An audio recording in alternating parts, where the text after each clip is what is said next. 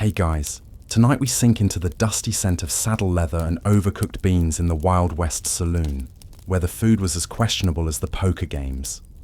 The floor creaks under your boots as you wander into a dim, smoky room lit by gas lamps and the occasional glint of a spittoon.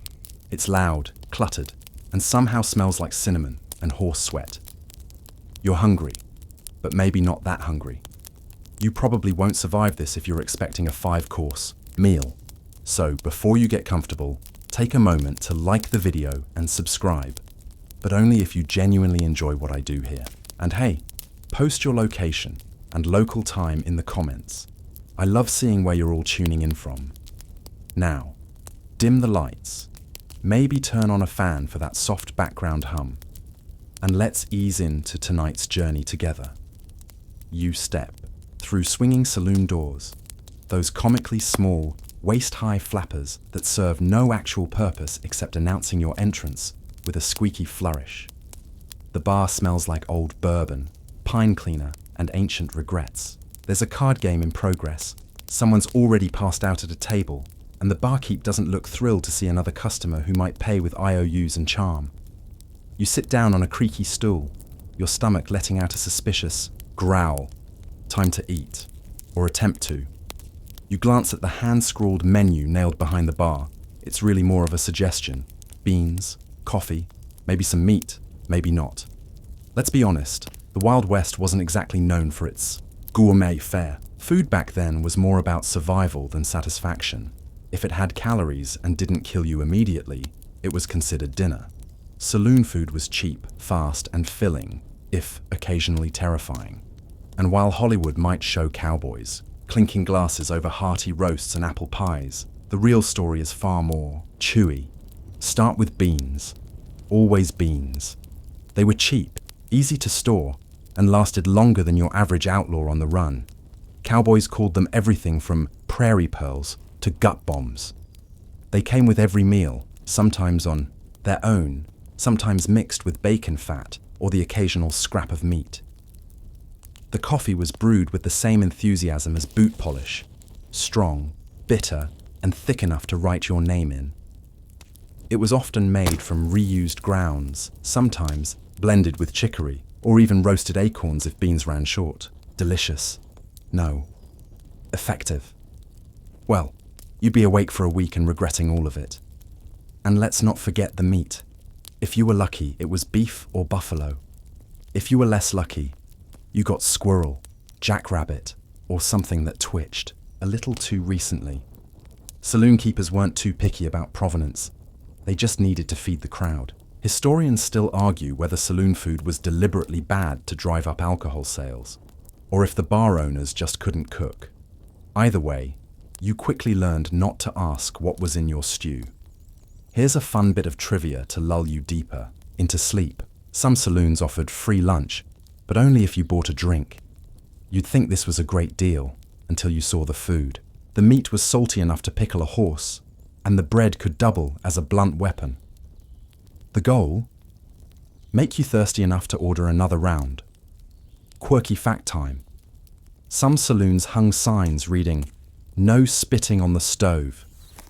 That tells you a lot about both hygiene and the layout. Yes, there was often a wood-burning stove right in the middle of the dining room, and yes, apparently, enough people hawked loogies at it to require signage. You look down at your plate. It's a dull, grey enamel dish with chips around the rim and a thin film of something oily clinging to the sides. A spoon clinks gently against a tin cup. The beans have formed a crust on top from sitting out too long. You poke it and steam rises. That's promising, right? In some places, the food was made by a cookie, the chuckwagon cook who'd wandered into town and decided to make a little extra coin. These were hardened men, ex-cowboys usually, who knew how to cook over open flame and make a meal out of next to nothing. You respected the cookie, not because the food was good, but because they could make you regret complaining. Other saloons had no real kitchen at all. They had a back room with a fire, a kettle, and someone whose job was just to stir and hope. Whatever they made went into the pot, and that pot kept going day after day. Some regulars swore they could taste last week's meal in every bite. Others took that as a reason to chew with caution. Interestingly, immigrant-run saloons sometimes offered a little more flair. Chinese-owned saloons, for instance, might throw in rice dishes or steamed dumplings, though they'd never call them that. German saloons sometimes added sausages or stewed cabbage. But in the average cowboy saloon, flair meant an extra dash of pepper. Lighting was dim, so you didn't always see what you were eating. That helped. You take a bite of stew and try not to think too hard. It's salty, it's warm. There's a vague hint of onion. Or maybe that's just the bar rag someone used to wipe the bowl. You chase it with coffee that could legally be classified as tar and wonder if sleep might be safer than finishing your meal. There's a man nearby munching on what looks like jerky. He's gnawing it like an old dog with a boot heel, and frankly, you envy him. At least he knows what he's chewing. Food poisoning wasn't a risk in the Wild West. It was a rite of passage. People got sick all the time. But they kept eating, kept drinking, kept playing cards. Because what else could you do? Out here, in the saloons and bunkhouses, meals weren't about taste. They were about not dying. And sometimes, that was all you needed. Something warm, something heavy, something that told your stomach it might survive till morning. So you take another bite, chew slowly, and lean back against the wall. The sounds of the saloon hum around you. Low chatter, boots on, floorboards, the occasional drunken snore. Outside, the wind stirs up dust, but inside, the bean pot bubbles quietly. You're full. Sort of. You're tired. Absolutely. And for now, the food's done trying to kill you. You shuffle further into the saloon, trying not to notice the peanut shells, the scattered playing cards, and what may or may not be a live chicken darting under the table with a flurry of feathers and indignation. The floorboards under your boots groan with every step, each one coated in a mysterious layer of sawdust, spittle, and spilled beer. It's sticky. You don't want to think about it too hard. The air's heavy with pipe smoke, cheap perfume, and old grease. Someone somewhere is playing a fiddle slightly out of tune, and above it all floats the low buzz of drunk laughter and slurred storytelling. You pick a seat that seems relatively clean, which in this case just means the table doesn't rock more than 3 inches with each breath you take.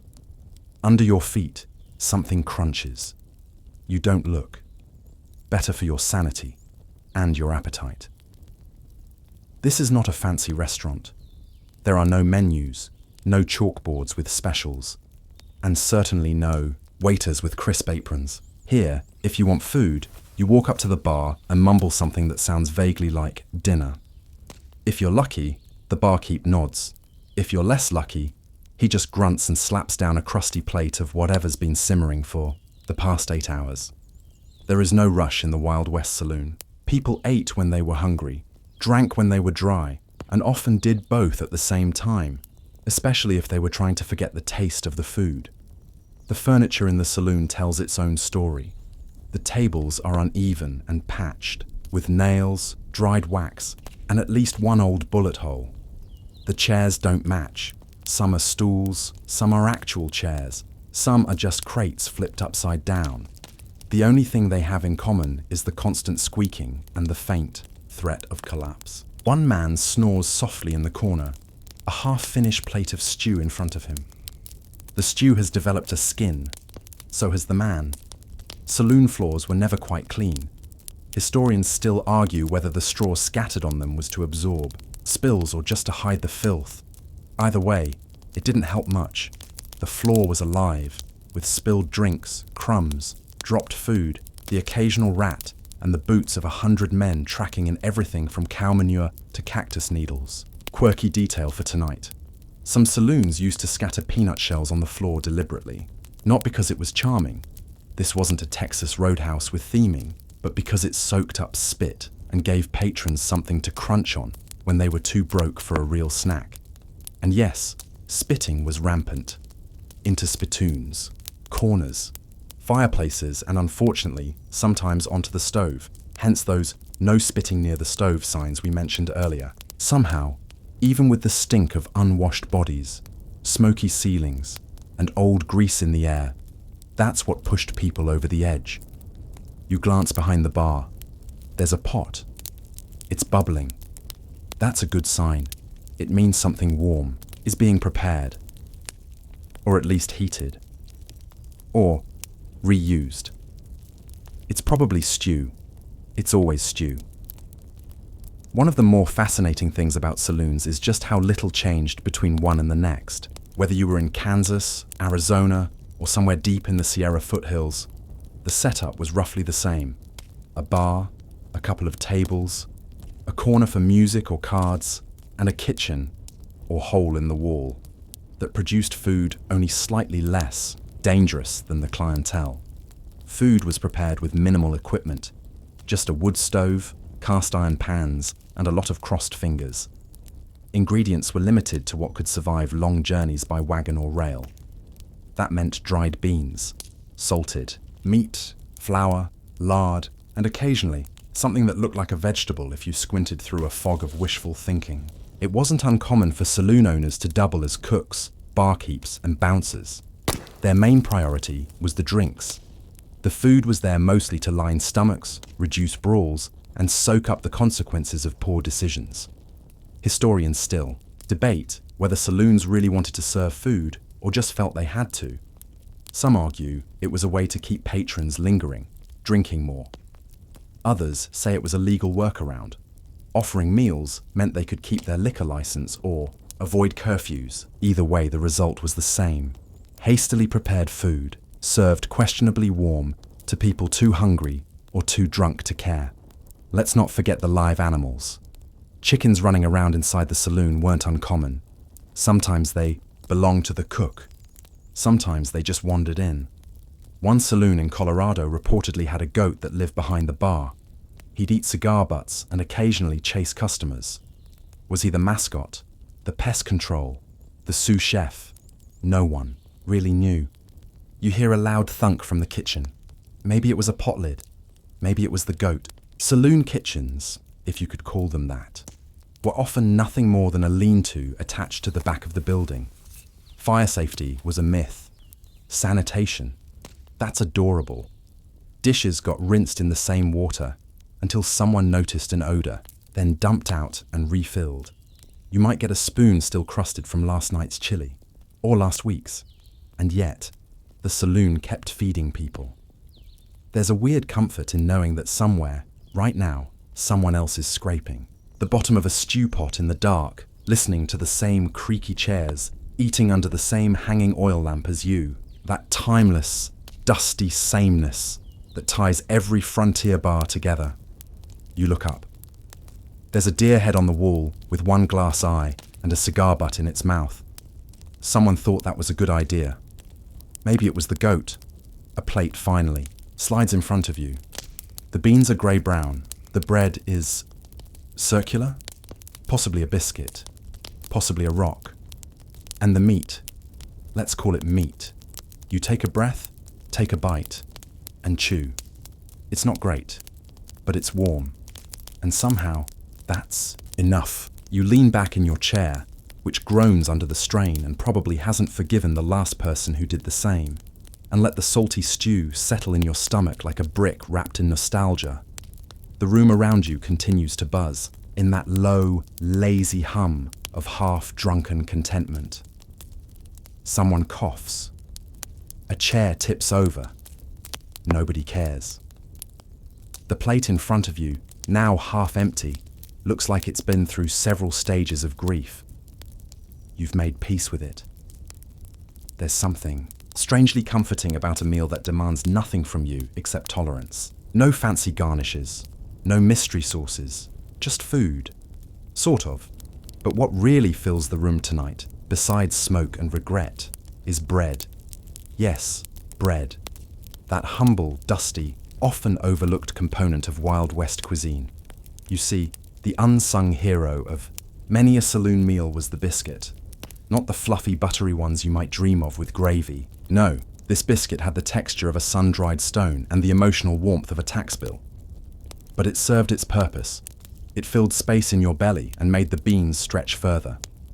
Sometimes called hardtack, sometimes bannock, and sometimes just that thing I broke my tooth on. This bread was everywhere. Easy to make, harder to eat, and nearly impossible to ruin. Which was good, because ruinous cooking was practically a sport out here. Hardtack was especially popular with traveling cowboys and soldiers. Made with just flour and water, and occasionally salt if you were feeling decadent. It could last for months. You'd soak it in coffee or stew to soften it, or risk cracking. A molar. Either way, it was better than starving. Historians still argue whether saloon owners made their own hardtack or just bought it in bulk from suppliers. What's known is that by the time it reached your plate, it had probably been through at least one season, 2 floods, and a possible poker bet. If you were lucky enough to land at a saloon with a proper cook, one who understood leavening, kneading, and basic mercy, you might get soda biscuits or even fry bread. Fry bread was a beautiful thing. A doughy circle fried in lard until golden and puffed. It wasn't light. It wasn't healthy. But oh, it was glorious. In towns with a strong Native American presence or influence, fry bread often found its way into saloon meals. A chewy, warm disc that could be sweetened with honey or used to scoop up the last of your beans. Simple, effective, satisfying. You glance across the room and see a man using his biscuit to patch a hole in the wall. Another uses his to knock on the bar for a refill. It holds up. Barely. Quirky fact. Some saloons baked their bread in old coffee cans. Shaped like cylinders, these loaves were dense and tall. Convenient for slicing, stacking, or, in emergencies, using as doorstops. Cowboy ingenuity at its finest. The bread wasn't just a side, it was currency too. If you couldn't afford another round, you might trade your biscuit. A sad, chewy barter that said, "I'm broke, but I have carbs." And it wasn't all bad. In some fancier saloons, yes, there were a few, you could get cornbread.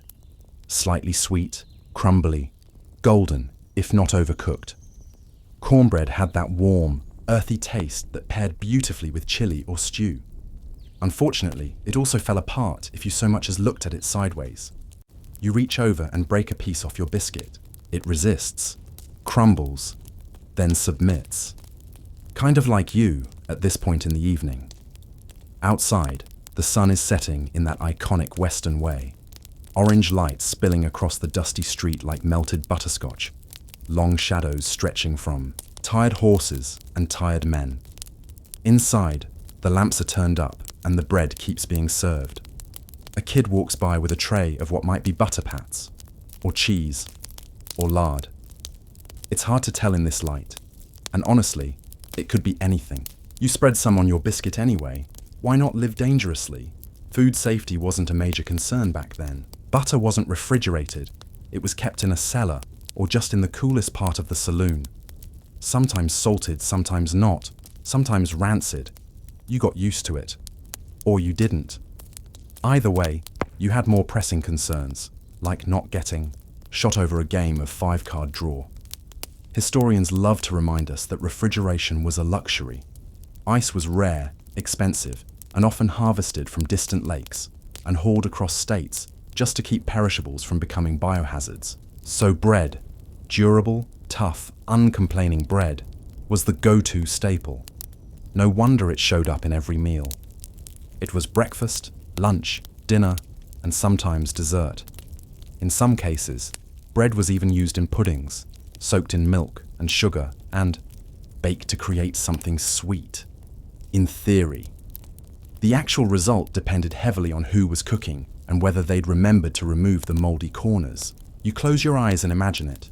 A bowl of warm, sweet bread pudding, dusted with cinnamon, and maybe a few raisins. Then you open your eyes and realize the thing in front of you is, in fact, a biscuit. Still, there's something endearing about the effort. The cook in the back, half asleep and 3/4 drunk, still stirs the dough, still rolls it, still slaps it onto a baking pan and slides it into a wood-fired oven that groans like a haunted stagecoach. It's rough. It's real. It's kind of nice. and so you chew slowly, each bite getting a little softer as it mingles with the stew in your mouth. You lean your elbow on the table and let the room blur slightly at the edges. Outside, someone's yelling. Inside, someone's singing off-key. And your plate is nearly empty. Funny, isn't it? How something as simple as bread can carry you through the night. You don't remember when the saloon started to feel like home, but at some point, between the third bite of stew and the last unyielding chunk of biscuit, your shoulders eased. Your boots stopped aching. Your brain, always too busy, too loud, slowed to a loping pace, like a horse that knows the barn is close.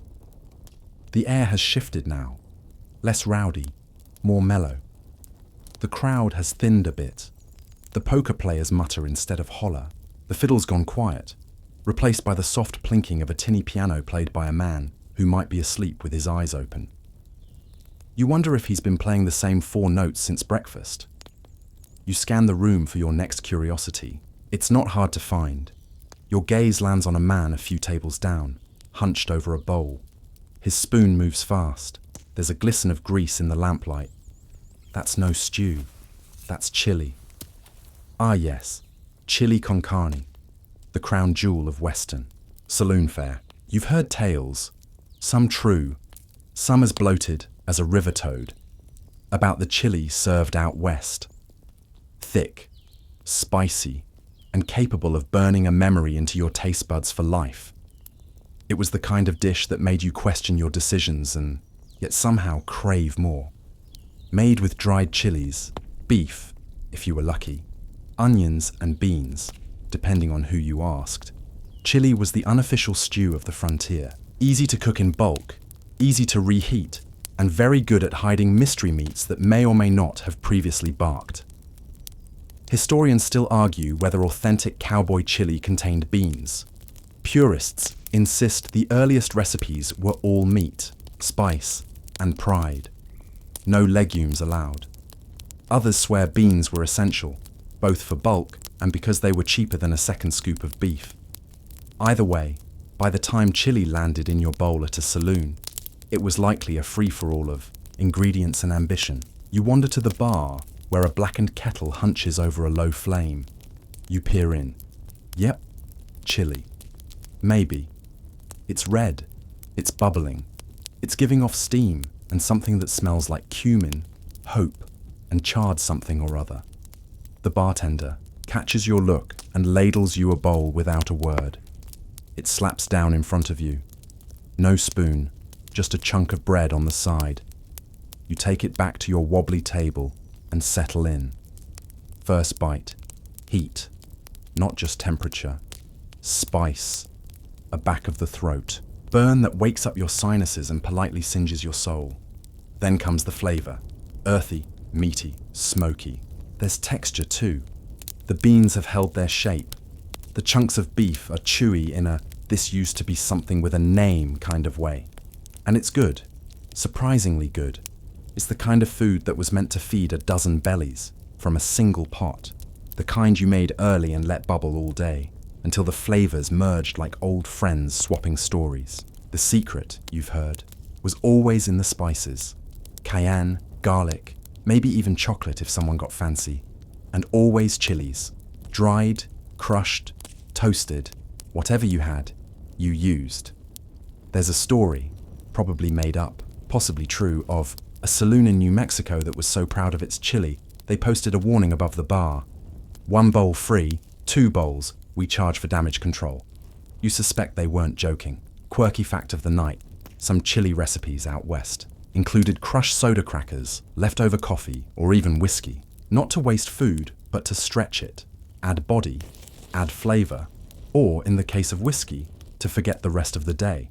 And let's not forget Sonora-style chili, which used goat meat and added vinegar for tang, or the prairie fire variant, known to use wild onions, wild garlic, and in at least one documented case, rattlesnake. You pause mid-bite. You hope this isn't rattlesnake. The man beside you snorts. You get used to it, he says without looking up. You're not sure if he means the food or the snake. Chili had another perk. It aged well. The second day, it was better. The third day, it was legendary. The fourth day, well, by then, it had fermented into something sentient, possibly useful as fuel. Out in the desert, chuckwagon cooks, known as koozies, kept chili pots going day and night. They'd top off the pot with new ingredients each morning, never fully emptying it. Kind of like a frontier sourdough starter, but meatier, and with far more gastrointestinal risk. That tradition made its way into some saloons, especially in winter, when travelers staggered in half-frozen and grateful for any hot meal, even one that might argue with their stomach later. You can't help but smile as the burn fades into a tingle. You mop the bowl with your bread and consider going for seconds, but something in your gut says no. That's enough bravery for one night. Around you, the crowd shifts. A few folks get up, trade seats, drift toward the back where the card tables call like sirens. The piano player has stopped completely, now snoring into the keys. His tune lingers in the room like chili heat on the tongue. A dog ambles in through the swinging doors. No one stops him. He sniffs your boot, then the leg of the table, then continues toward the kitchen with all the confidence of someone who's done this before. You kind of admire him. Another loud bang from the back. Maybe a pot falling. Maybe a cook fainting. Or maybe, just maybe, that rattlesnake chili really was too fresh. You don't ask. Instead, you sit back, let the warmth of the chili settle, and listen to the low murmur of voices and the occasional clink of mugs. Outside, the wind is picking up, brushing against the windows, like a broom made of whispers. Inside, you're full, safe, sleepy. You didn't come to the saloon for fine dining.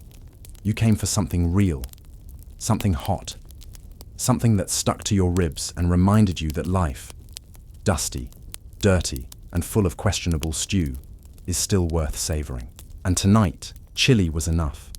You don't even hear your chair creak this time as you shift your weight and rest your elbow on the table's sticky edge. The bowl's empty, your stomach is full, and somewhere deep in your bones, you feel a warm hum like someone wrapped you in a wool blanket laced with paprika. The kind of comfort only a saloon kitchen could muster on a cold, uncertain night. But something's missing. You scan the room again, this time not for food, but for what? Everyone else is drinking. There it is. The clink of mugs, the slosh of bottles, the slow tilt of heads as dusty travelers and weary locals toast, sip, and grimace their way through whatever concoction the bar's pouring tonight. Because where there's a Wild West saloon, there's always drink. Not just whiskey, mind you. Though yes, whiskey was king, emperor, and high priest all rolled into one little glass. But saloons, in their infinite scrappiness, served all sorts of liquid courage, comfort, and catastrophe. You walk to the bar, eyes half-lidded, pretending you know what you're doing. Behind the counter, the barkeep looks like he's aged in. Dog years, sun-leathered skin, eyes like thumbtacks, and a beard that might house a few chili beans. He raises one brow. No words, just a silent offer. What's your poison, partner? You point. Doesn't matter what at. He pours. The glass that slides toward you is short, chipped, and full of something amber that smells like varnish, regret, and a hint of caramel. You take a sip. Yep, whiskey. Not the smooth honeyed sips of modern bourbon. No, this stuff bites. It burns. It slaps you awake, then tucks you in. Made locally, probably out back in barrels barely legal in 3 territories. This whiskey was as much ritual as refreshment. In those days, whiskey might be made from corn, rye, or whatever grain the distiller hadn't accidentally spilled. Aging? Optional. Flavoring? If you were lucky, it came from the barrel, not the mop water. And bottling regulations? Please, this wasn't Kentucky. It was Kansas. And a bottle was often just a reused medicine jar with a cork jammed in like an afterthought. Historians still argue whether most frontier whiskey was deliberately strong or just badly made. Either way, it packed a punch, and you weren't really meant to sip it. You were supposed to knock it back and keep your mouth shut. But whiskey wasn't the only option. You hear a rickety cheer from the end of the bar as a few cowhands raise tin mugs, filled with something cloudy and suspiciously green. You can smell it from here. Ah, yes. Rotgut, a charming nickname for the lowest tier of alcoholic beverage, often made from grain alcohol, diluted with river water, and flavoured with anything from tobacco juice to turpentine. Sometimes both. And somehow, people drank it anyway. Quirky. Fact. One popular saloon mix was called cactus wine. It wasn't wine at all, but a blend of fermented cactus juice, sugar, and alcohol. Sweet, strange, and known to cause temporary blindness in extreme cases. Still, it was cheaper than whiskey and, bonus, available even in dry spells. There was also snakehead. Named not because of its ingredients, though you could never be too sure, but because of the way it made your head rattle the next morning. A brutal cocktail of grain spirits, hot pepper juice, and sometimes gunpowder. Because nothing says refreshing like internal combustion. And if you really wanted to impress, or were simply too far gone to taste anymore, you might go for Prairie Dew. This was moonshine by another name, and often made in secret stills run by enterprising townsfolk with a knack for not blowing themselves up. Drink it too fast, and you'd be talking to ghosts by sundown. You stare down at your own glass again. After that mental tour of horrors, the whiskey in front of you suddenly seems downright elegant. Of course, not everyone in the saloon came for the hard stuff. Beer, while more of a luxury in the early frontier days, slowly made its way into saloon culture. Shipped in barrels from the east, or brewed in small local batches, it was usually served warm, because ice was expensive, rare, and considered more of a myth than a utility. Still, beer was a draw, mildly refreshing, gently intoxicating, and less likely to erode your stomach lining. Some saloons even offered lager, especially in towns with a large German population. These lagers, when properly stored, were smoother and lighter than the thick porters of Britain or the wild experiments of American brewers. Historians still argue whether saloons had reliable keg systems or just poured from tapped barrels propped on the back shelf.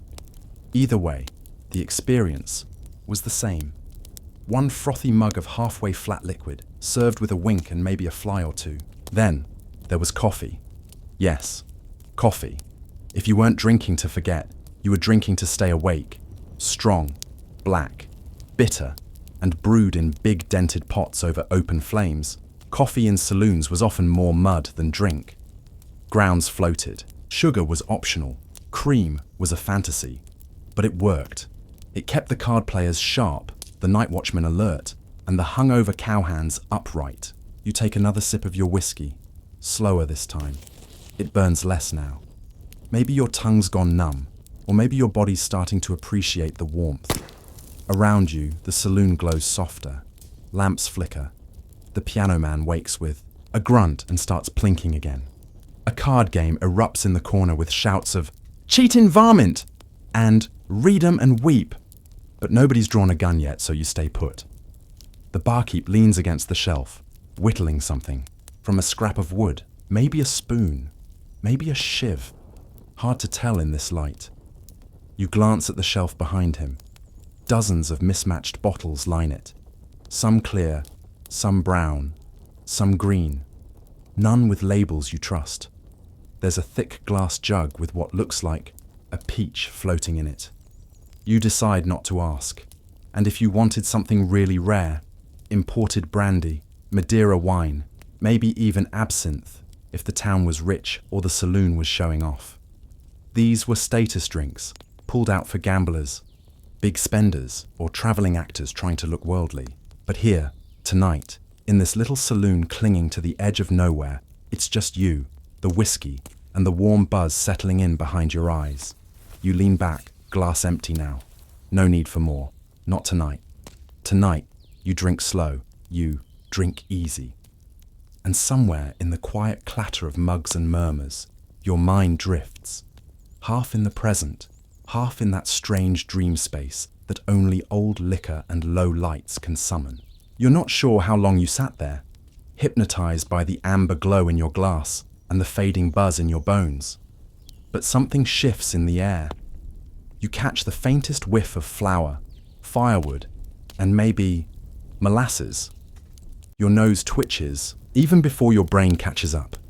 It's dessert time, or at least whatever counted as dessert in the Wild West.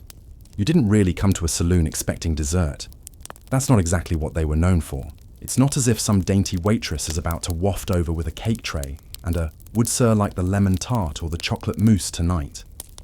No, out here, desserts were rough and ready, made from what was left, and more often than not, served out of the same skillet that cooked the bacon that morning. And yet, you smell it again. Sweet, sticky, comforting. Someone's made cobbler.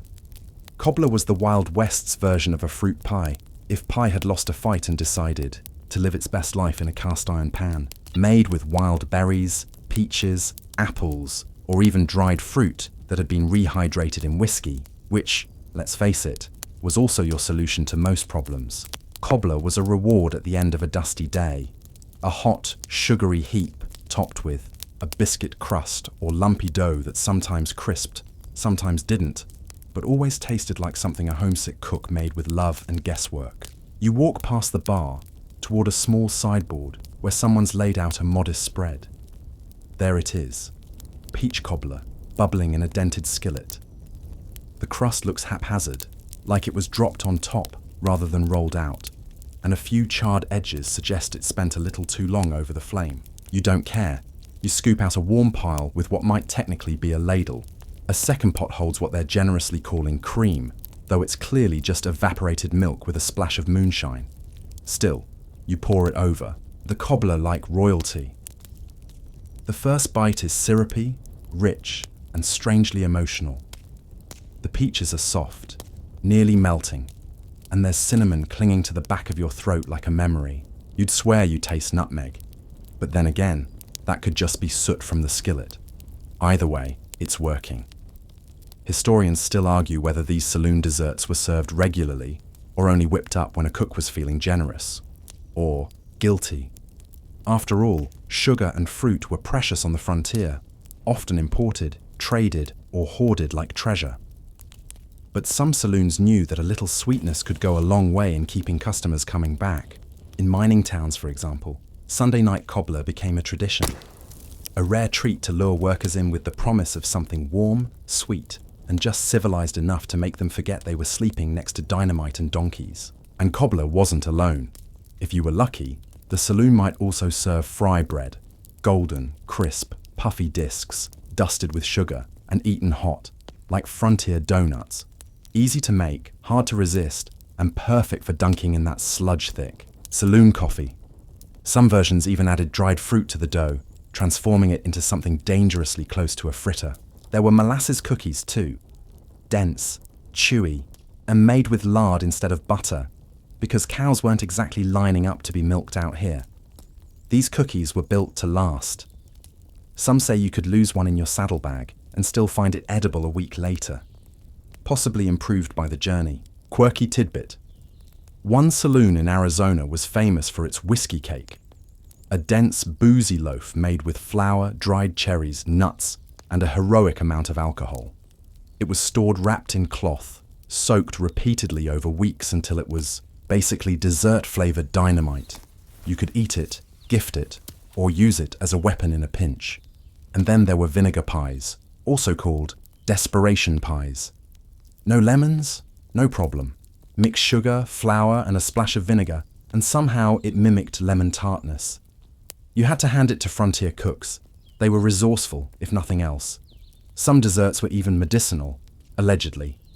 Sassafras candies, made from the root bark, were sweet and slightly spicy, thought to help digestion and cure melancholy of the gut, which is about as scientific as things got in those days. You pop one in your mouth now and it tastes like root beer concentrate married a cough drop. Not terrible. Not great. Very frontier. You scrape the last bit of cobbler from your bowl, wondering how anything so comforting could come from such scarcity. No refrigeration. No ovens. Just fire, iron, and the kind of stubborn will that says, I will have dessert tonight, even if I have to invent it. And for all the ruggedness, there's something deeply domestic about it all. These weren't just treats. They were tether, lines, flavors that reminded folks of somewhere else. Somewhere with kitchens, with mothers, with holidays and hearths. A spoonful of molasses or a slice of crusty cornbread cake was more than food. It was memory disguised as calories. You lean back in your chair, eyes heavy now. The saloon has mellowed into that rare, warm silence that only happens when everyone has eaten well. A man plays solitaire near the hearth. Two women laugh softly over coffee and share a slab of fry bread dipped in honey. The air smells of wood smoke, sugar, and faintly of horses. A few regulars pull out harmonicas and start a tune that wavers between lullaby and drunken hymn. No lyrics, just sound, carried on night air like steam from your empty plate. You close your eyes briefly.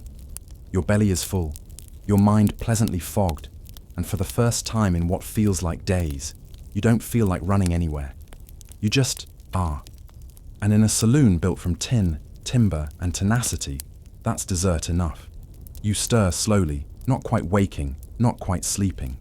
The warmth of cobbler still curls in your belly like a lazy cat. The saloon has quieted to the sound of boots on floorboards, cards being shuffled one-handed, and the soft rustle of someone sweeping near the door. It's that special hour when the food's gone, the whiskey's settling, and the only thing left to do is sit around and wait for someone else to blink first. So naturally, you drift toward the card table, not with purpose, just out of that same aimless curiosity that makes you watch a squirrel on a telephone wire. You find yourself leaning on the railing near a small group, faces shadowed by hats, eyes sharp, fingers twitching over worn cards like they're counting down to something. No one's laughing, no one's talking. This is poker, and poker at a saloon table was never just about cards. This was theatre, psychology, and the occasional gunplay rolled into one long, tense game of pretend. But for now, everyone's playing. Nice. You watch a hand unfold. Two men and a woman. A stack of mismatched coins between them. Silver dollars, poker chips, maybe a tooth or two. They hold their cards close, only glancing at them once or twice like it might insult the game to be too interested. One man folds. The woman raises. The other man scratches his chin and stares at her like he's trying to remember where he buried his horse. He calls. She wins. Not with a straight, not with a flush, but with nerves. Bluffing, they say, is half the game. The other half, making your opponent think you're bluffing. It's complicated. Historians still argue whether frontier poker followed strict rules, or if each table just made them up as they went. Probably both. Official poker rules existed, sure, but in the Wild West, it was more about consensus. If four people agreed that a fifth card could be drawn on a full moon by someone whistling, "Oh, Susanna," then so be it. And poker wasn't the only card game in town. Faro was actually the more popular game in many saloons, faster, simpler, and easier for the house to rig. Yes, that's right. The house often cheated, especially when money was tight, or the owner's nephew had a gambling problem, or Tuesday. Faro involved a board, a deck of cards, and bets placed on card outcomes, almost like roulette, but with a Western twist. It was noisy, fast-paced, and popular among those who didn't want to sit in silence pretending to be riverboat aristocrats. There was also three-card Monte, which wasn't really a game, it was a scam. The dealer showed you three cards, shuffled them lightning fast, and asked you to find the queen. You'd never find her. She was gone before you blinked, swapped or palmed or double-backed with more skill than most magicians. Still, men played. Because hope dies hard. You settle in on a bench nearby, soaking in the atmosphere. A man laughs low and raspy, might have been a cough, and drops a coin into the center pot. You notice his hand trembles slightly, whether from drink or nerves, it's hard to tell. Another man leans in to whisper something behind a fan of cards. It's not quite cheating, it's just leaning. A few tables over, a solo game of solitaire unfolds. One of those quiet old timers who doesn't talk, doesn't drink, and has clearly seen some things. He turns over a red queen and grunts softly, like that card told him something no one else would understand. You remember the tales. Wild Bill Hickok, gunned down during a poker game. shot in the back while holding what's now called the dead, man's hand, 2 pairs, black aces and 8s, a spooky little footnote of history, though historians still argue whether that was actually the hand he held or if the story just made for a better obituary. Still, it adds to the mystique. You look at the table now, wondering how many ghost stories are being dealt alongside the cards. Not all games were so serious. Some nights, after the heavy gamblers moved on or passed out, lighter games came out. Chuck-a-luck, high-low, liar's dice, games where rules mattered less than how much trouble you could get away with while still being invited back the next night. And then, occasionally, someone would get creative. Quirky tidbit. One saloon in Deadwood once hosted blindfold poker, where players wore flour sacks over their heads and guessed their cards based on touch alone. Was it cheating if no one could see? Historians say it's unclear, but everyone involved went home with a headache and at least one bent card. You glance at your own hands now, imagining them wrapped around a deck of slightly sticky, sun-faded cards. You probably wouldn't win. You'd probably bluff badly. You might accidentally bet your hat. But there's something cozy in the idea of it. Passing the time with strangers, playing a game that could either earn you dinner or make you walk home in your socks. Games were more than just games back then. They were social glue, power displays, escapes. In towns where death was often a Tuesday, cards gave people a way to test their luck without drawing pistols, usually. And that's the thing. Every time a game began, the table became a little world of its own. Rules bent. Tensions simmered. Friendships bloomed or cracked. You were no longer a ranch hand or a gunslinger. You were a player. Just cards, coins, and the flicker of a lamplight reflected in your opponent's eyes. Someone at the table now mutters, "All in." The others groan, laugh, or swear under their breath. One pushes back from the table, chair legs scraping the floor like a final punctuation mark. The hand is dealt. The moment stretches. And then, cheers. The woman wins again. She doesn't smile, just pulls the pot toward her like it's her, due. Maybe it is. You stand and stretch, joints cracking like kindling. The air's heavy with dust and tobacco. You nod once to the table, quiet admiration, and head back toward your seat. You're not a player tonight, but watching. Watching's enough. The saloon breathes around you. The games continue. And in this strange little outpost of chance and consequence, you realize something simple and profound. In a world built on survival, games let people feel alive. You shift in your chair, and the creak it makes sounds loud against the low thrum of the saloon's night rhythm. Boots shuffling, laughter hushed now, the scrape of glass on wood. The air smells like someone just lit a cigar and someone else just spilled beer on the floor. You pull your jacket a little tighter, not because it's cold, but because it feels like the kind of night where stories start drifting in like fog. And sure enough, there's one unfolding right across the room. At the far end of the saloon, an older man in a dusty bowler hat leans into the firelight, gesturing slowly with a hand that's missing 2 fingers. His audience, 3 cowhands, a barmaid with a mop she's not using, and a man who might be asleep but also might be dead. It's hard to tell from here. The old man's voice is low and worn like saddle leather. You catch only bits and pieces. Railroad, standoff, coyote full of dynamite. You have questions. Everyone does.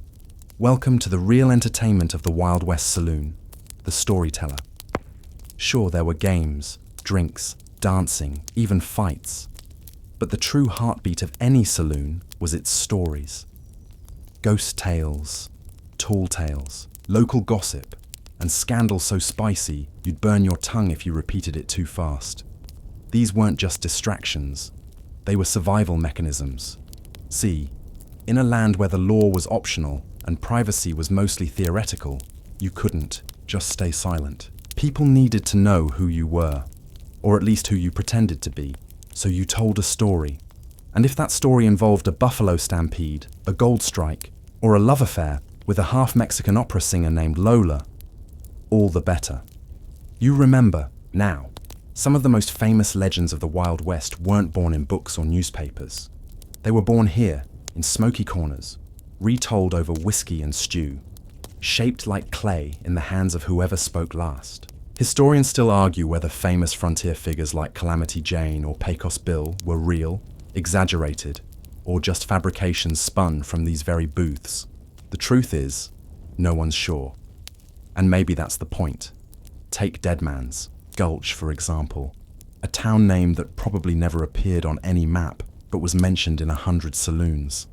Depending on who told the story, it was either a cursed mining settlement where the ground swallowed men whole, or a town so crooked that even the undertaker ran a side hustle in resurrection. Or maybe it never existed at all.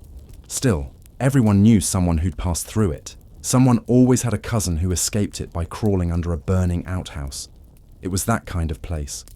And then there were the traveling storytellers, the West's answer to stand-up comedians, preachers, and carnival barkers rolled into one. Some went from saloon to saloon telling tall tales for coins and warm food. Others were just good liars who got free drinks when their stories got rowdy enough. Quirky tidbit. In one Nevada saloon, a man known only as Toothless Jim told the same 30-minute story every night for over a year. About the time he arm wrestled a grizzly for a sack of jerky. He changed just one detail each night. Sometimes it was a bear, sometimes a cougar. Once, it was Abraham Lincoln. People kept coming back just to see how weird it would get. And songs? Oh, they counted too. Ballads were stories with rhythm. Think of those mournful cowboy tunes sung over a single guitar chord, or the upbeat nonsense lyrics everyone joined in on by verse 3. Songs told you who'd died, who'd lied, and which sheriff secretly played piano in drag on Friday nights. Right, now, someone near the piano plinks out a tune, something familiar but unpolished. Maybe it's Red River Valley, maybe it's Oh My Darling Clementine, or maybe it's just whatever came to mind under whiskey influence. Either way, it weaves into the atmosphere, gentle and slightly off-key. You return your attention to the storyteller. He's describing a gunfight now, not the dramatic, two men walk into the street at high noon kind. No, this one happened over a misunderstanding about a borrowed frying pan. It ended with a chicken coop on fire and two men deciding never to speak again, which, in cowboy terms, means everything went as well as could be expected. You find yourself smiling. Not because the story's funny, though it is, but because you realize what stories meant in a place like this. They gave people permission to be more than what they were. You could be a nobody in real life, a failed farmer, a runaway groom, someone who once tried to mine gold using a wooden spoon, but in a saloon story, you were invincible. You could survive a tornado by climbing inside a whiskey barrel.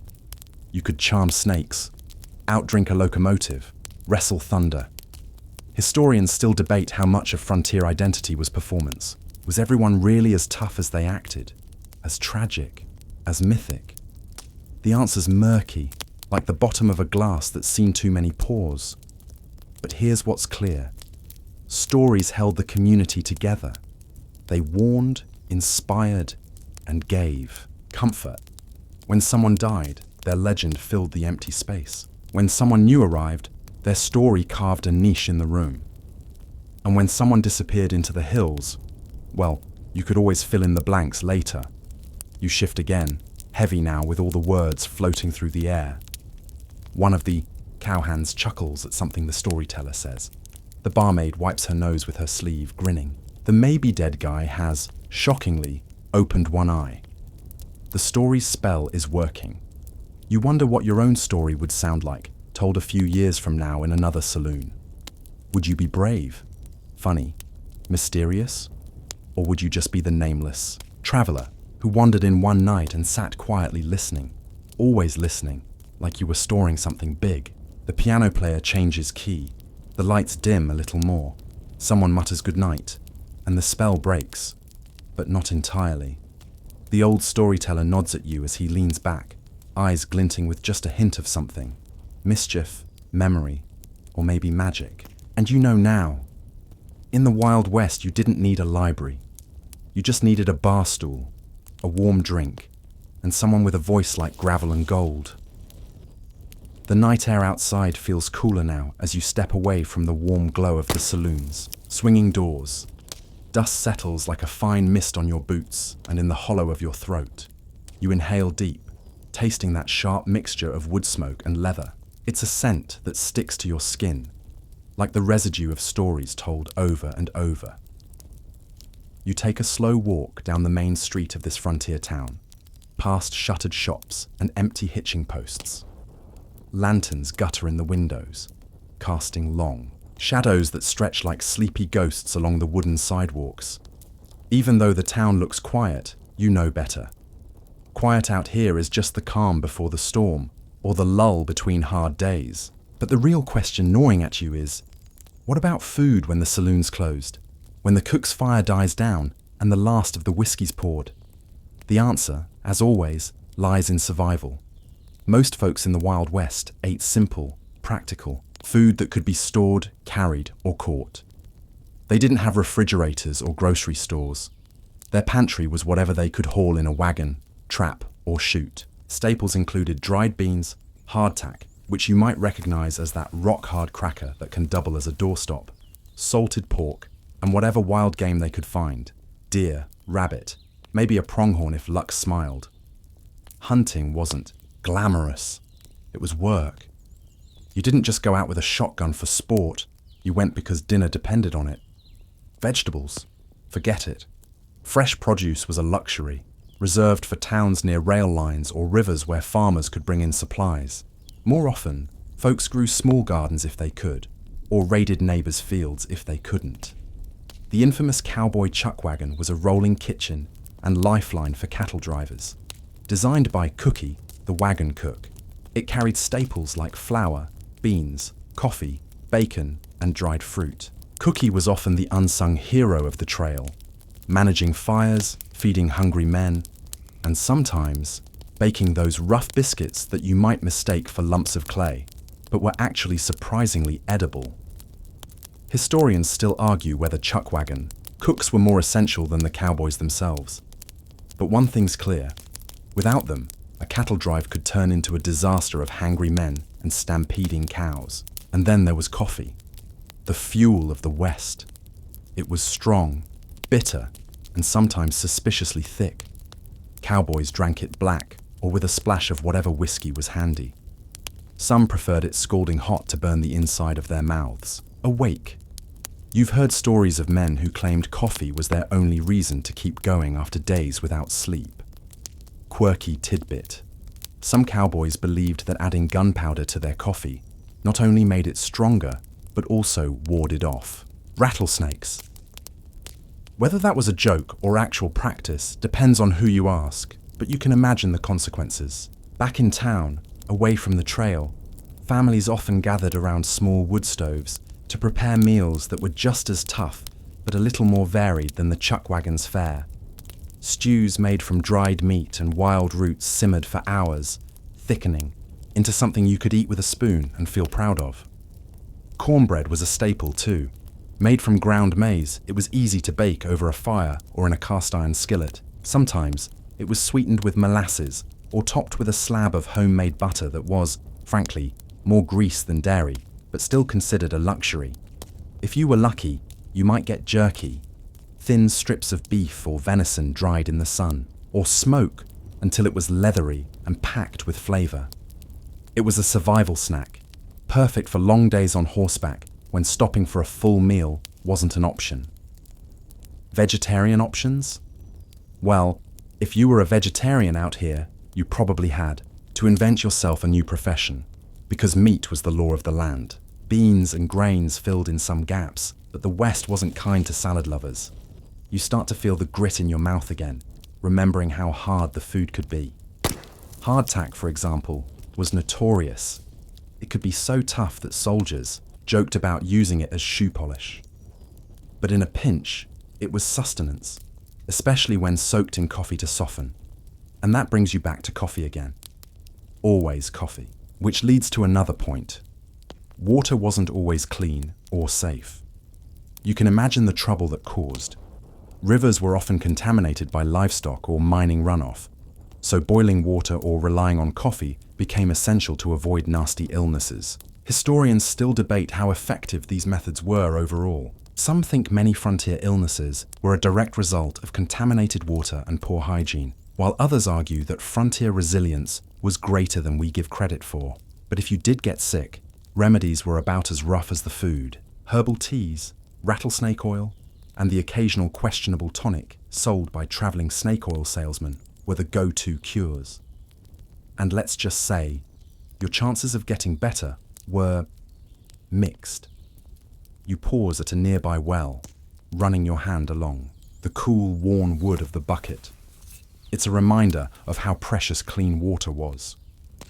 Looking up, you see a thin moon rising over the hills. You realize that despite all the hardships, the rough meals, the dust, the unpredictable weather, there was something undeniably raw and real about frontier food. It was fuel for hard living, for days spent chasing dreams, cattle, or just daylight. You wipe a stray bit of dust from your coat and start walking back toward the saloon, already smelling the lingering smoke and echoes of laughter. Because tomorrow, the cycle will start again. Fire, flour, coffee, and stories. The ingredients of survival and something closer to life. You step back inside the saloon, the warm glow wrapping around you like a well-worn blanket. The room is a little busier now. More laughter, the clink of glasses, the low hum of a fiddle somewhere near the back. The floorboards creak under the shuffle of boots and restless feet. You find a spot near the bar and settle in, eyes drifting to the assortment of bottles lined up like a row of colourful promises. Whiskey, well, that's the lifeblood here. It's thick, fiery, and somehow comforting. The kind of drink that can numb a bad day or sharpen the edges of a good one. But what about the drinks beyond whiskey? What else did the Wild West saloons pour? Turns out, a surprising variety. Beer was common, often brought in from faraway breweries by rail, but it wasn't always fresh or particularly tasty.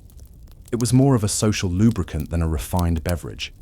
Some towns even brewed their own rudimentary beer, though it might have tasted closer to swamp water than anything you'd want to sip voluntarily. Then there was wine, mostly for the well-to-do or those wanting to impress.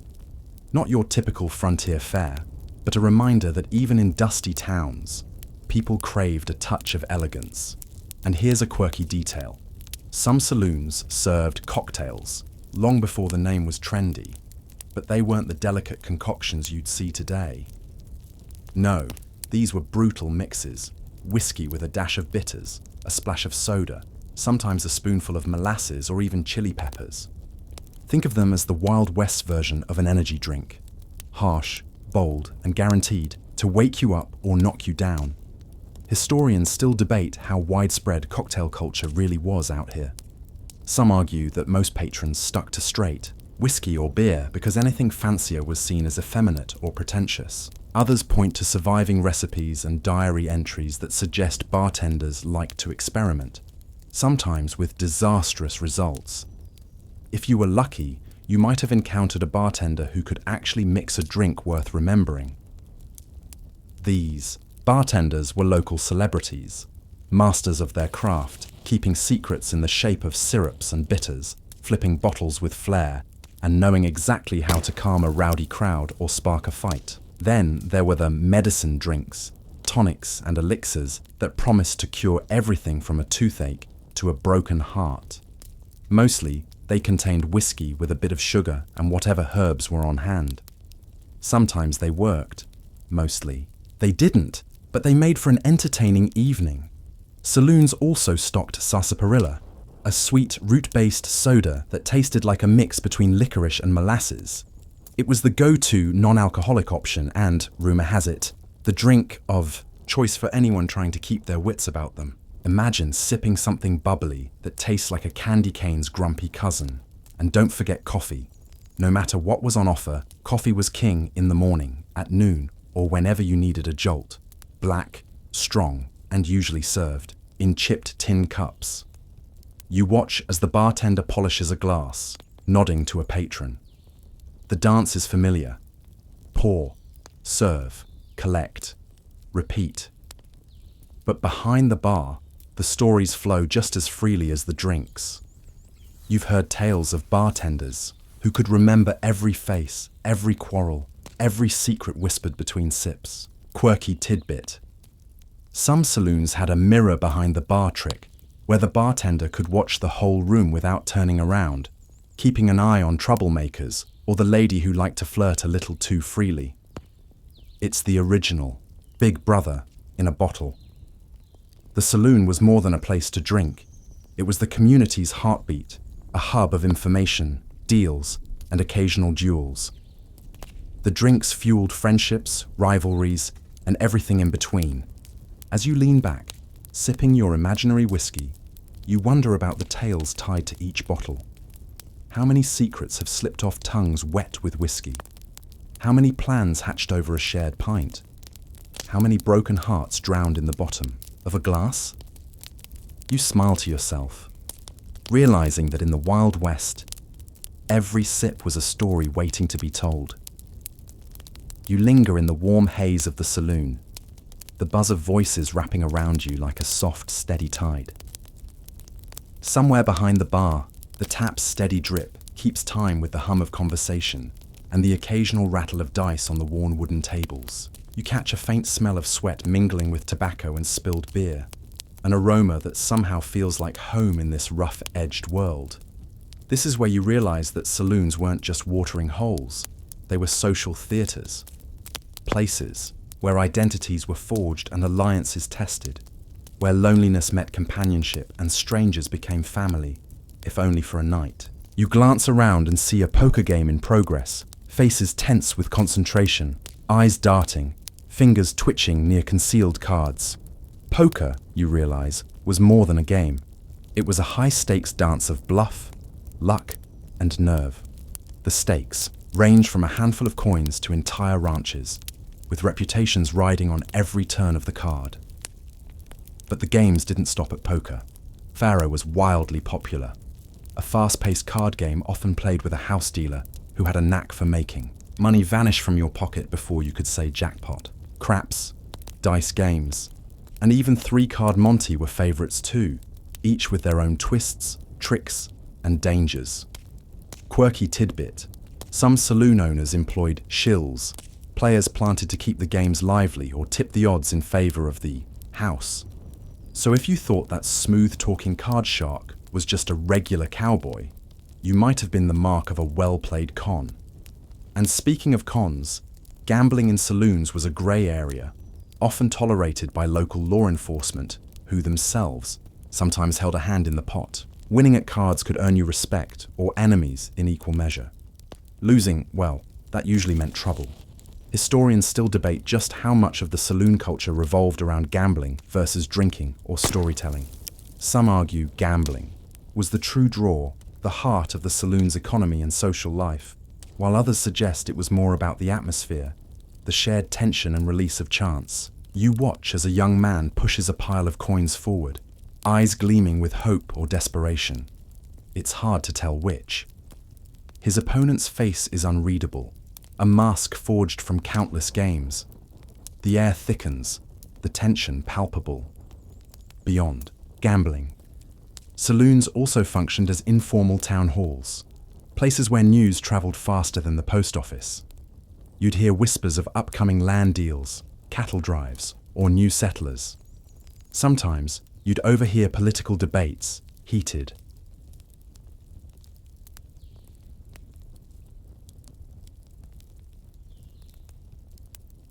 Enough to make the sawdust on the floor stir. Music played a vital role too. The piano player, often a saloon staple, provided a soundtrack that could shift the room's mood from rowdy to reflective. Sometimes a violin or banjo joined in, adding layers to the improvisational soundtrack. There's something almost sacred about how the music, laughter, and stories blend into one seamless experience, each element amplifying the other. Even the fights, inevitable in places filled with whiskey and pride, had their place, punctuating the evening like a sharp note in a melody. Quirky tidbit. Some saloons had secret trapdoors or hidden rooms where games were held away from prying eyes or the sheriff's reach. You could be sipping your drink and not realize you were mere feet from a den of high-stakes gamblers or outlaw gatherings.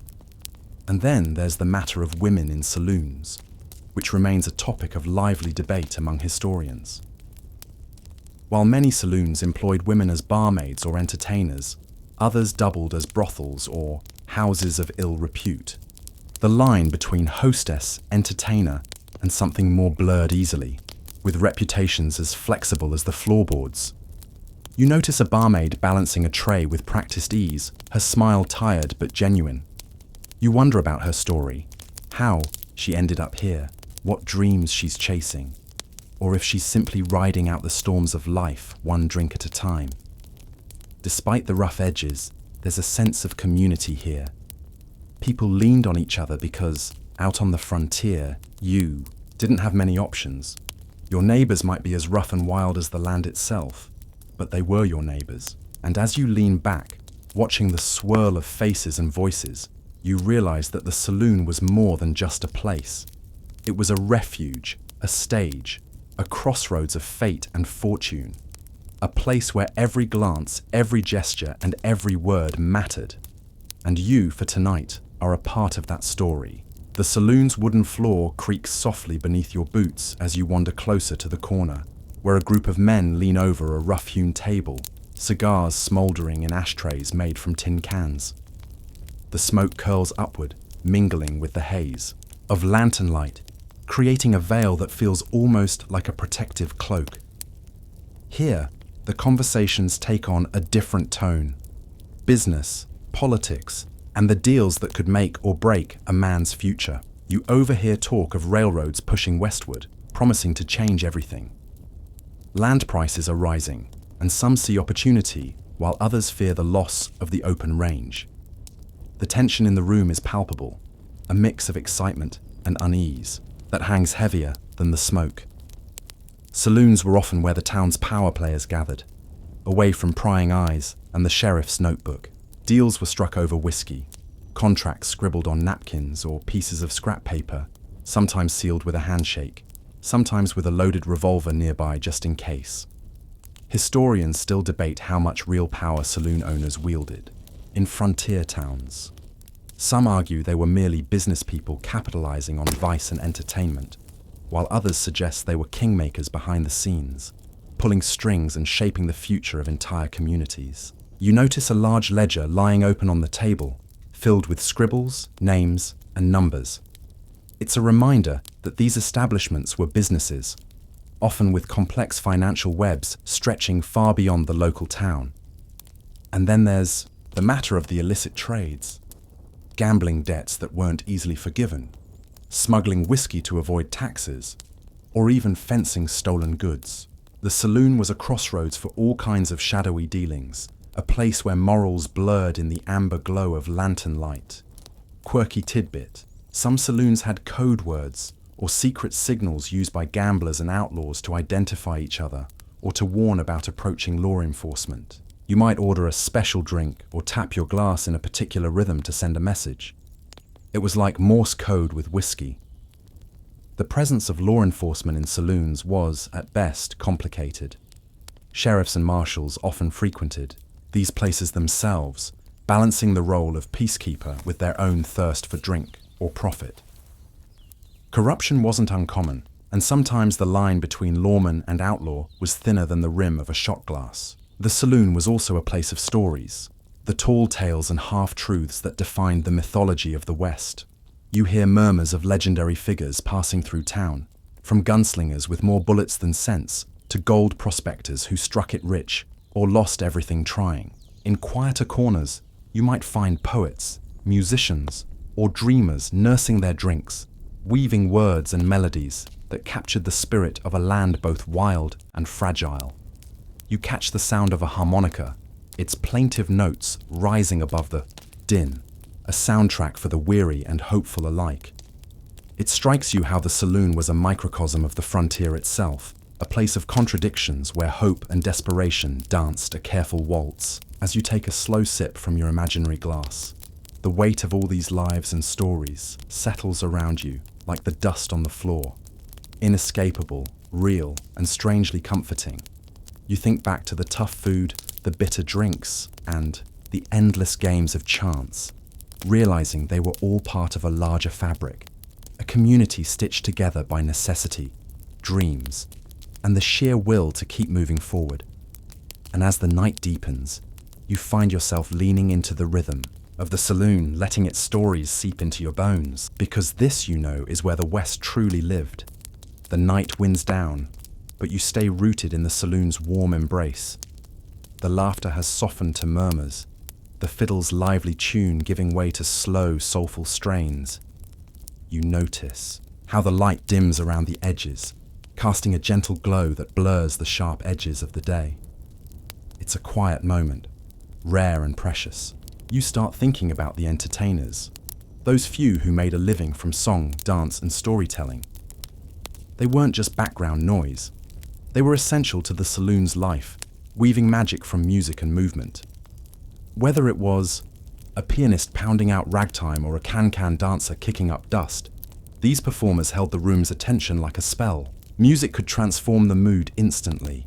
A lively jig might send feet tapping and boots stomping, while a slow ballad softened the hardest hearts. The saloon was a theatre, and every performer knew their role: to distract, delight, and sometimes to provoke. Quirky tidbit. Some performers had signature moves or songs that became so famous they were whispered about from town to town, like the saloon serenade or the midnight jig. Others had more peculiar claims to fame, like the pianist, who could play with one hand while sipping whiskey from a silver flask with the other. Historians still argue how much influence these entertainers truly had. Some say they were simply filling space between drinks and fights, while others suggest they shaped the culture and identity of frontier towns in profound ways. You imagine a dancer's swirling skirts, the flash of beads catching the lantern, light, the stomp of boots, marking a rhythm as old as the land itself. You can almost hear the soft thud of a piano key, the gentle laughter floating over the music. Entertainers also walked a fine line between respectability and scandal. Their presence was both welcomed and wary, with some towns embracing their art, others looking down their noses at the saloon's harlots and musicians. Yet, in many cases, these women and men carved out spaces of autonomy and influence, using their talents to survive and thrive in a world that offered few options. You watch a barmaid exchange a quick smile with the piano player, they're silent. Camaraderie, a quiet rebellion against the hardships outside. The saloon, for all its roughness, was a place where creativity could flicker to life, even if only for a night. It makes you wonder how many of those melodies and dances have been lost to time, swallowed up by dust and silence, never recorded but living on in the memories of those who heard them. And you realize that these stories, like the drinks and the food, the games and the deals, are threads in the vast tapestry of the Wild West. You lean back, feeling the pulse of the place slow as the hour grows late. The stories fade gently. The laughter becomes a soft murmur, and the music lulls you into a kind of drowsy contentment.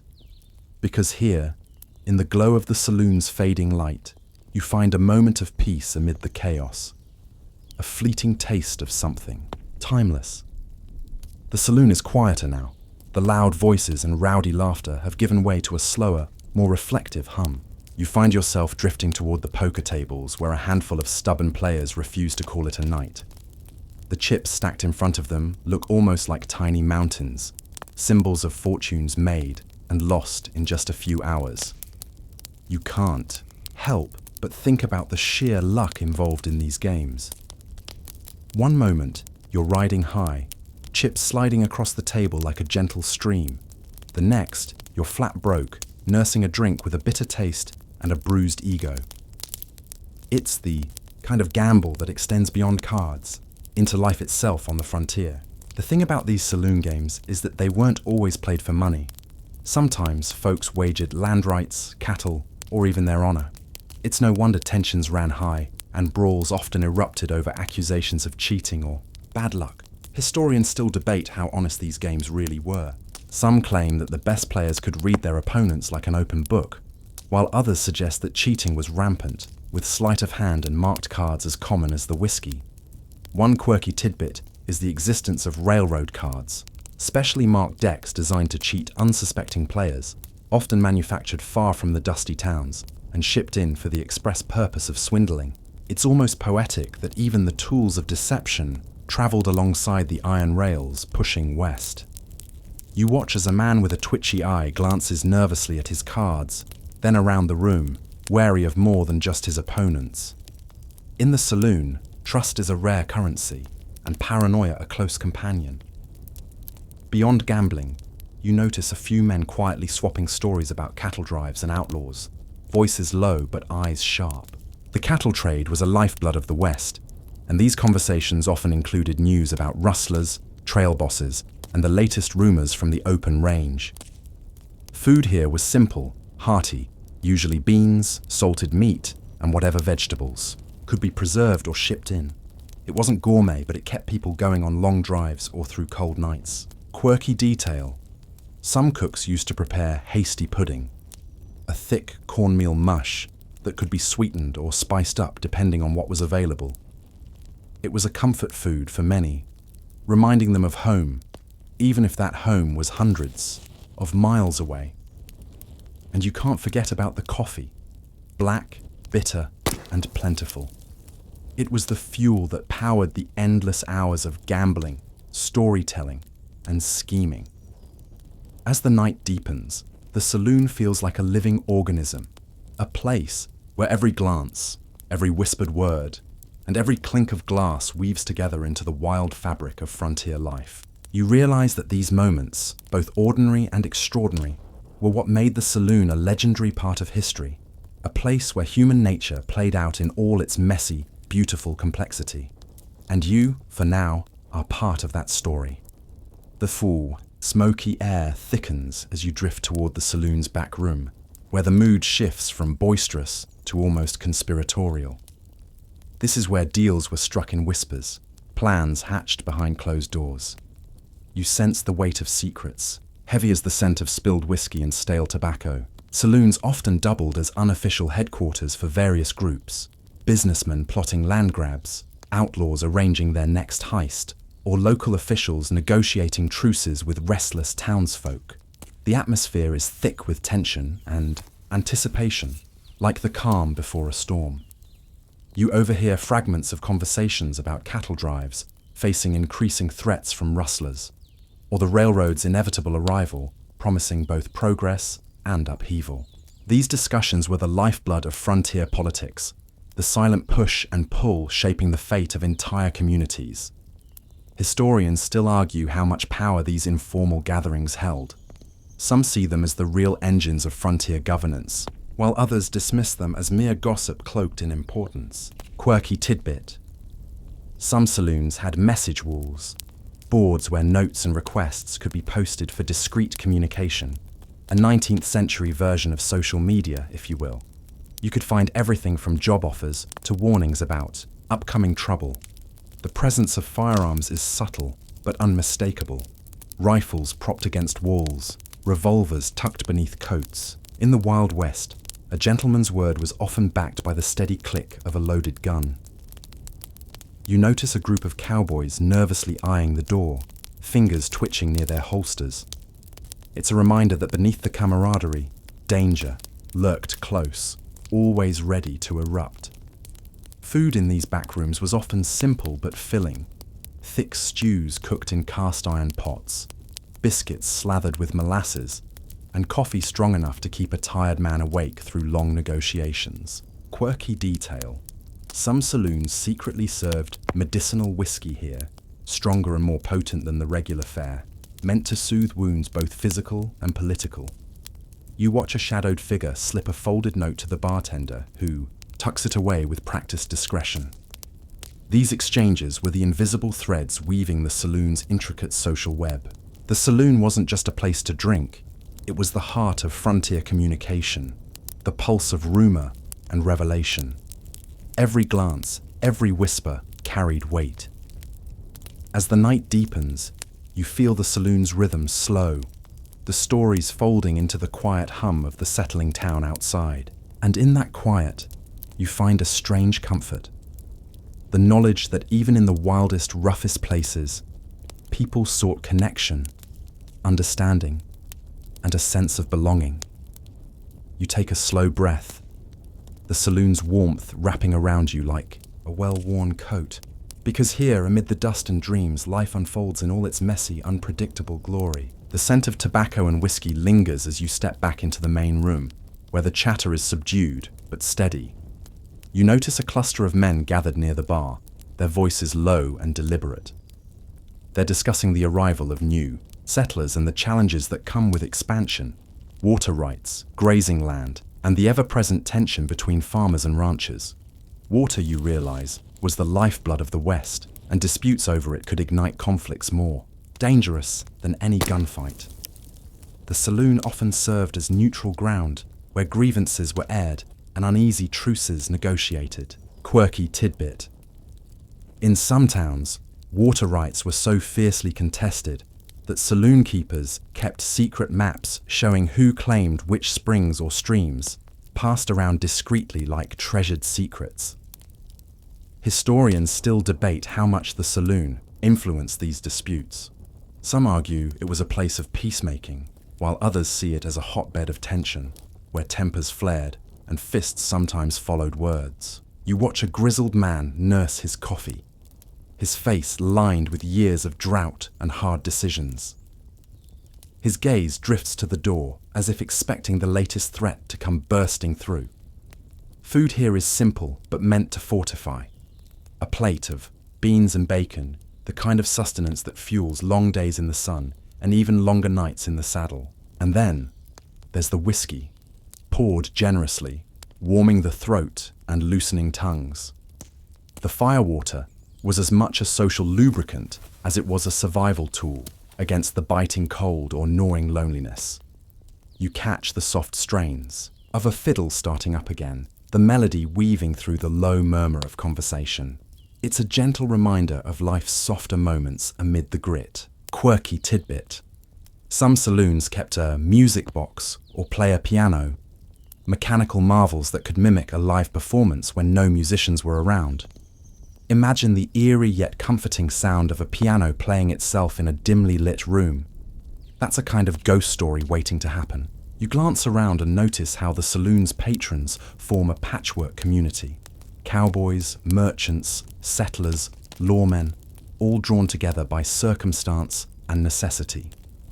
This diversity created a unique social fabric where roles could shift, with a wink or a well-timed joke.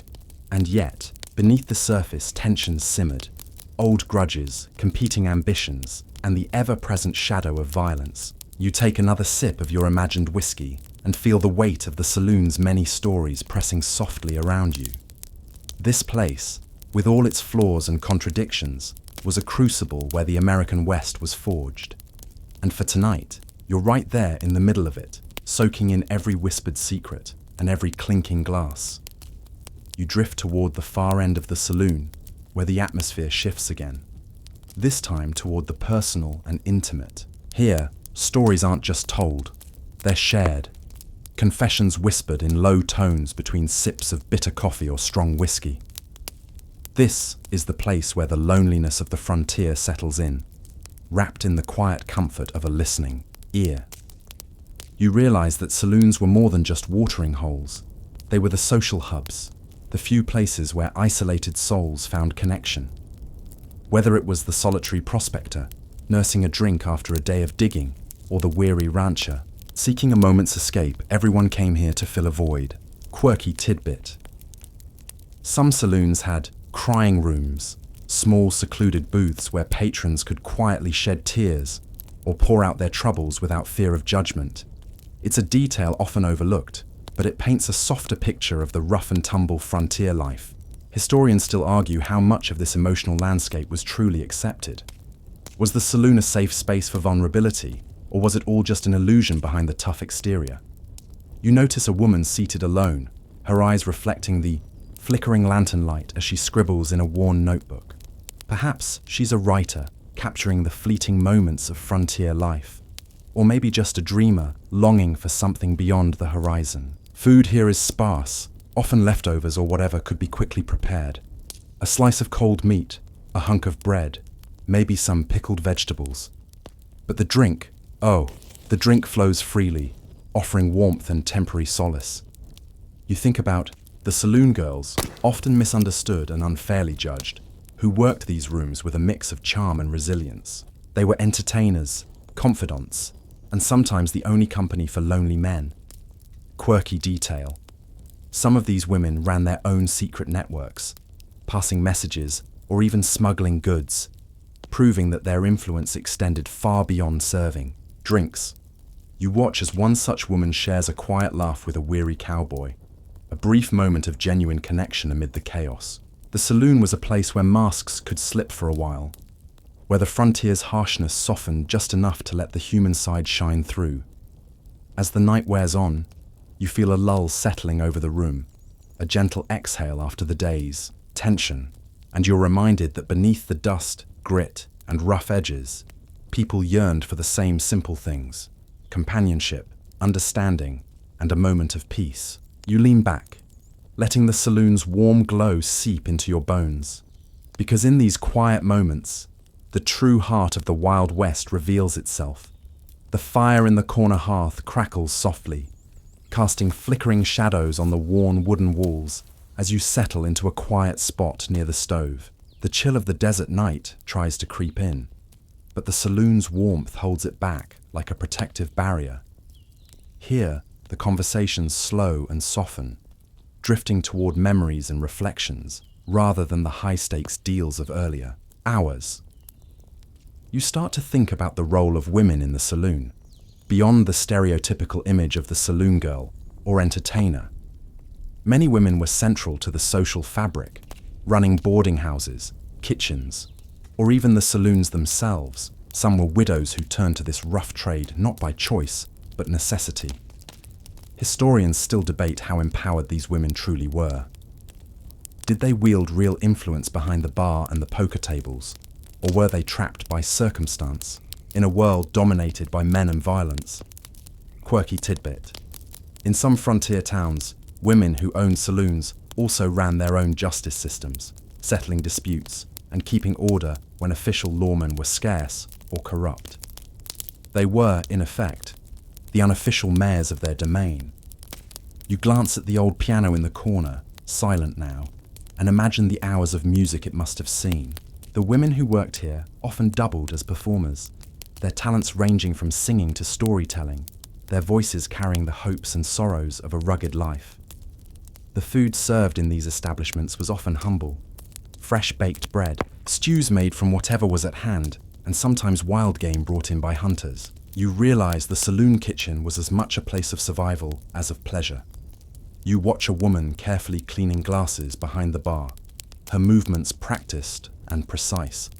It's clear she knows every regular's favorite drink and how to read the subtle shifts in their mood. Quirky detail. Some women had their own secret recipes for bitters or special infusions added to drinks, concoctions said to soothe a troubled heart or bring a bit of luck at the card table. You catch the low murmur of a story about a woman who ran a saloon single-handedly for years, earning respect and occasionally fear from the roughest characters in town.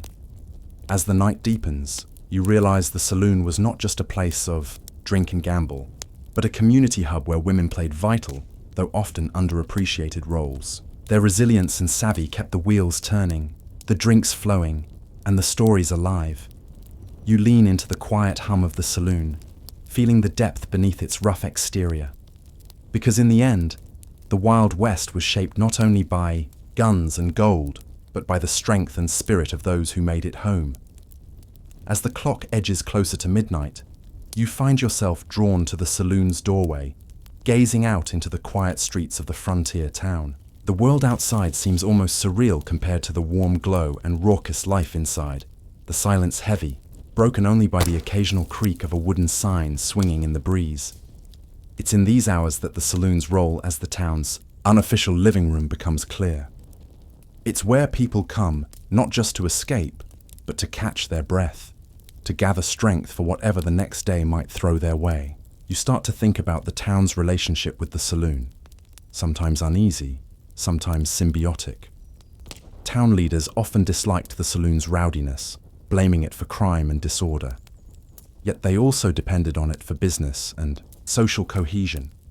Historians still debate how much control local authorities really had. Did they turn a blind eye because they needed the saloon's revenue? Or was the saloon simply too deeply woven into the town's fabric to be shut down? Quirky tidbit. In some towns, saloons doubled as polling places during elections, making them hotspots not only for drinking, but for politics and power plays. The food trucks and eateries you picture today are a far cry from the saloon's offerings. Rough, cuts of meat, biscuits soaked in gravy, and coffee strong enough to jolt even the most exhausted cowboy awake. You notice the lone bartender polishing glasses, a figure of calm in the fading chaos. These bartenders were often the unsung heroes, juggling temperamental patrons, broken taps, and the occasional knife fight with practiced grace, quirky detail. Some bartenders developed secret signals or coded language to warn of trouble or alert friends. An early form of social networking, if you think about it. You catch the faint sound of a harmonica drifting from a nearby table, its plaintive notes blending with the night air, a haunting soundtrack to the town's slow heartbeat. You realize the saloon was more than just a physical space. It was a crossroads of culture, commerce, and community, where stories began, alliances formed, and sometimes where lives quietly unraveled. As you watch the streetlights flicker, you feel a sense of calm settle over you, the wildness of the West momentarily at rest. You take a deep breath, soaking in the silence that contrasts so sharply with the lively spirit inside. Because in these quiet moments, the true pulse of the frontier can be felt, not in the gunshots or the fights, but in the steady rhythm of life going on. Back inside, the saloon feels like a sanctuary from the dark vastness beyond its walls. You find yourself drawn to the wooden bar, running your fingers along its polished surface, worn smooth by years of elbows and spilled drinks. There's a comforting familiarity here, like the saloon itself is an old friend who's seen it all. You think about the bartenders, those steady presences behind the counter, who balanced pouring drinks with reading the room. They knew when to pour another shot and when to quietly cut someone off before things got ugly. In many ways, they were the unsung peacemakers of the frontier. Historians still argue the extent of their influence. Were they just servers, or did they wield real power, subtly shaping town dynamics one glass at a time? Quirky tidbit. Some bartenders used to sneak hair of the dog cures into morning drinks for patrons nursing wild hangovers, believing it eased the pain better than anything else. You catch the low murmur of an old-timer telling tales about legendary saloon shootouts, the kind of stories that sound too wild to be true, but somehow persist in every corner of the West. Food here is straightforward but hearty. Thick stews, cornbread, and salted meats. Nothing fancy, but enough to soak up the whiskey and keep the crowd going. You watch as a pair of cowboys share a quiet moment, passing a flask back and forth. Their tired eyes speak volumes about the long days spent riding and the stories they carry with them. Quirky detail. Some saloons offered gentlemen's cocktails, elaborate drinks that required skill to mix, showing that even in rough towns, a touch of refinement found its way to the bar. The atmosphere hums with an easy camaraderie, a feeling of shared hardship and fleeting joy. You realize that while the Wild West is often remembered for its violence and chaos, these saloons were also places of refuge, a chance to laugh, connect, and remember what it meant to be human. As the night deepens, the saloon's buzz softens to a gentle murmur, and you feel yourself relaxing, carried by the stories and the warmth around you. Because in this rough, dusty corner of history, the saloon was more than a building. It was a living, breathing community, and tonight, you're part of it. You ease back into a creaky wooden chair, the kind that's been sat in so many times it practically molds to your shape. The saloon is quieter now. Most of the regulars have stumbled off to their bunks or bedrolls, and only a few silhouettes remain, sipping, smoking, and staring into the flickering lantern light like it holds the answers they never got during the day. This, you realize, is when the real stories come out. In the still of night, tales grow long and the past stretches out like a dusty trail. Someone murmurs about a famous outlaw who once passed through town, drank a single beer, then vanished into the dark, never to be seen again. It's probably nonsense, but out here, the line between myth and memory is paper thin. Historians still debate how many of these tales were true, and how many were just half-drunken folklore. Was there really a poker game that ended with a man jumping out the second-story window onto a passing mule? Or the ghost of a bartender who still rearranges the liquor bottles at night? No one can say for sure, and maybe it's better that way. Quirky tidbit. Some saloons actually kept a book of lies, a giant leather-bound notebook where the wildest stories were logged by both patrons and bartenders. The only rule. The more outrageous, the better. You sip something warm and earthy, imagine chicory coffee maybe, and glance toward the corner where an old player piano sits silent. Earlier, it clanked out jaunty tunes. Now, it rests like an old warhorse, tired but proud. The food has stopped coming out of the back kitchen, but a sleepy barkeep sets down a plate of leftovers for anyone still awake. It's a strange mix. Pickled eggs, stale crackers, and a cube of hard cheese. But after midnight, it all tastes fine. You hear someone mumble about sourdough starter, and it takes a second to register they're not talking about bread, but about the original miners and pioneers who earned the nickname for carrying their yeast cultures from camp to camp. A strange honor, but it meant you knew how to cook, survive, and maybe even make a decent biscuit. Quirky detail.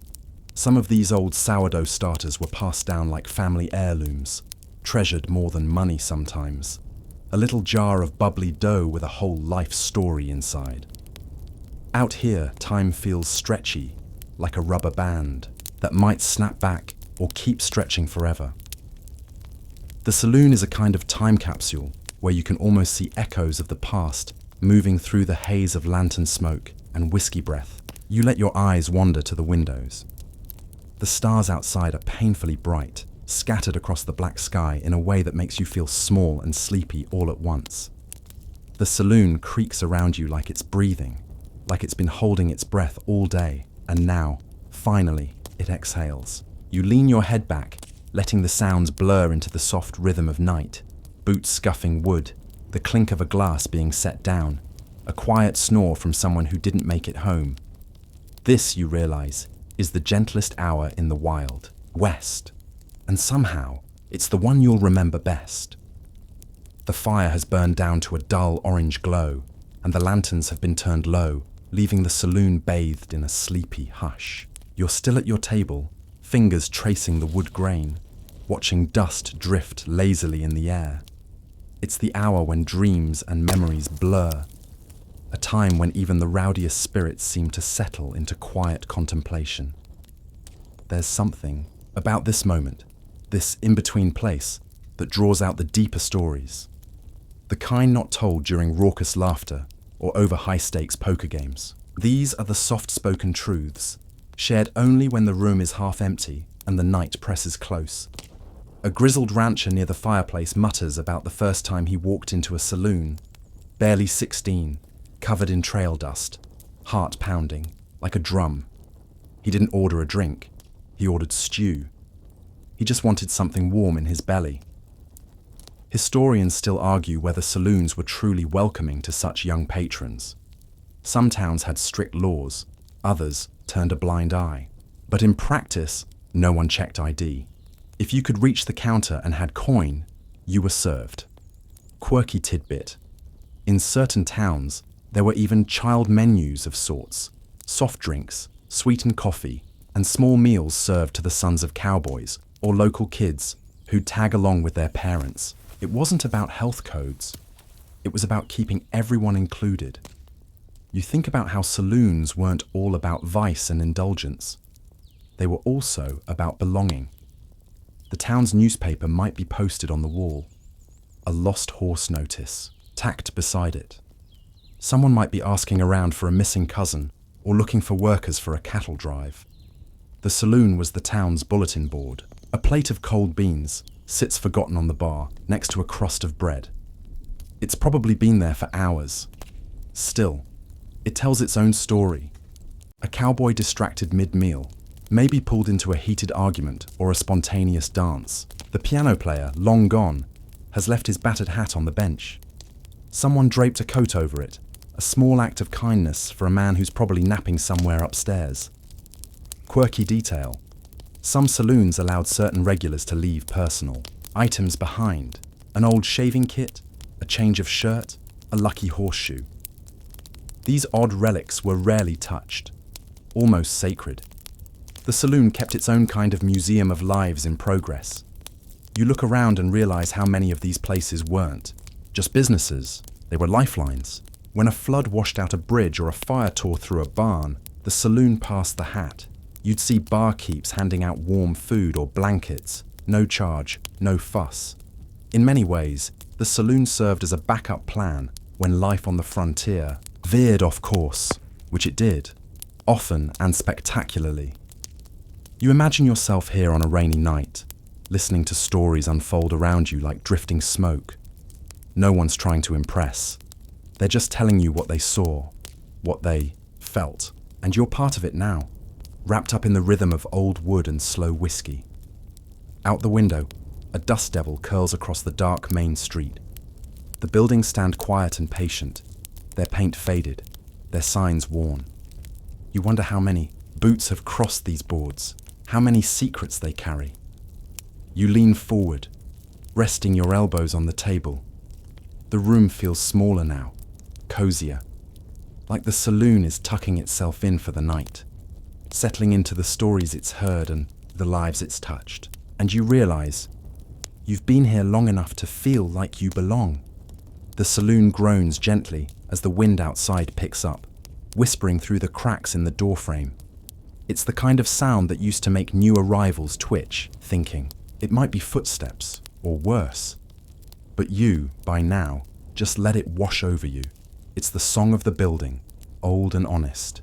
There's a slow rhythm to this late-night hush. A spoon clinks faintly in a cup. A log shifts in the hearth. A chair scrapes softly as someone, probably a ranch hand with an aching back, moves to stretch his legs. Even the shadows seem quieter now. You glance around and think about the saloon as a creature with many faces. By day, it was commerce and clatter. At twilight, it turned into theatre. And now, in these final hours, it becomes something softer, reflective, human. Historians still argue whether the Wild West was as violent as movies have made it seem, or whether those moments of chaos were the exception to a surprisingly cooperative, community-driven lifestyle. Here, at this hour, it's hard to imagine anyone pulling a gun, unless maybe to shoot the snore of the guy face down on the poker table. Quirky tidbit. In several towns, it was common practice to fine men more for snoring too loud in a shared room than for losing their temper in a card game. A sleepy frontier, it turns out, valued peace in its own odd way. You move slowly to the bar, where a tired barkeep leans on his elbows, eyes half-lidded but still aware of every soul in the room. He nods at you. No words, just an understanding. Behind him, the bottles glint dully in the firelight. Not many left standing. You can almost read the labels even though they've peeled away. Rye, corn whiskey, molasses rum. The kind that warms your gut and fuzzes your thoughts just enough to forget about coyotes' taxes and the creak in your spine. The last of the stew is scraped from a pot in the back. Someone groans appreciatively, because even lukewarm, it hits the spot. Food here isn't about finesse, it's about comfort. About filling you up enough that you might sleep dreamless, for once. Quirky detail. In some saloons, the cook had final say over the pot's flavour. Patrons joked that if the cook was in love, the stew would taste like roses. If he'd lost a bet, well, then you prayed your teeth were strong. You lean against the bar and stare at your reflection in the bottle glass. It's faint, warped, but somehow honest.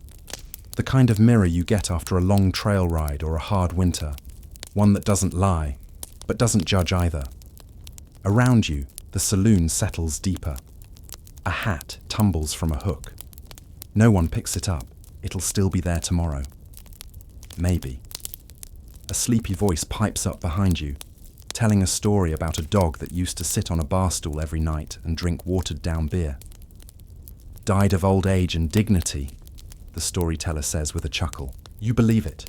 You find your eyes drifting to the stairs, worn from decades of boots. The rooms up there are quiet, but full of secrets.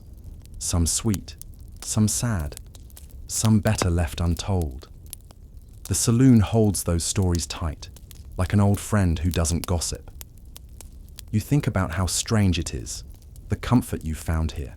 Amid the sawdust and spittoons, the creaky furniture and mismatched mugs, there's something undeniably human. The imperfections are the charm. The messiness is the truth. And as the coals dim further, casting long shadows that stretch like sleepy sighs across the floor, you feel the weight of the room pressing into something gentle. You're still here. The saloon's still standing. And for tonight, that's enough. You let your hand rest on the counter, the wood cool now without the touch of sunlight or freshly poured drinks. The fire has shrunk to a handful of red coals. A faint smell of smoke and old bourbon clings to everything. The air, your sleeves, even your thoughts. It's the hour before dawn, the softest time of all. Outside, the desert night begins to lift, inch by inch. There's a pale grey on the horizon that almost tricks your eyes into thinking you imagined it. But no, morning is coming, slow and certain, like a horse that never quite gallops, just plods along, steady and unavoidable.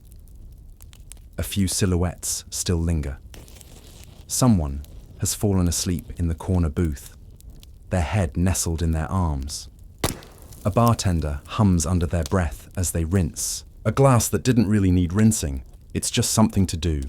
Historians still argue about the dawn culture of saloons.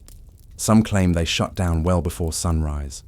Others argue many stayed open all night, catering to stagecoach drivers, night shift workers, and the insomniacs of the prairie.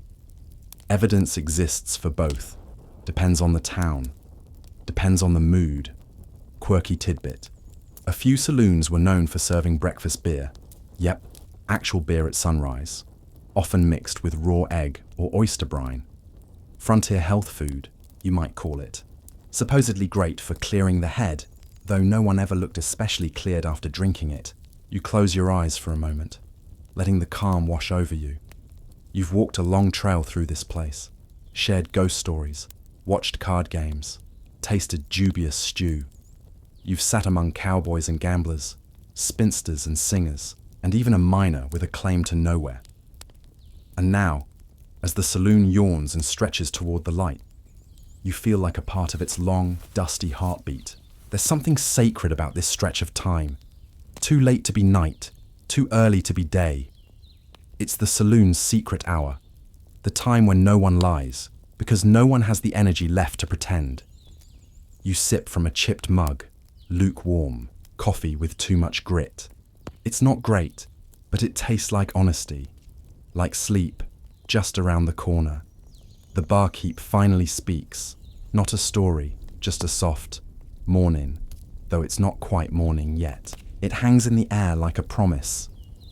You think about all the people who've passed through this exact moment. Soldiers returning home, teachers escaping backroom boarding houses, journalists chasing rumors, dancers with bruised feet and fading makeup.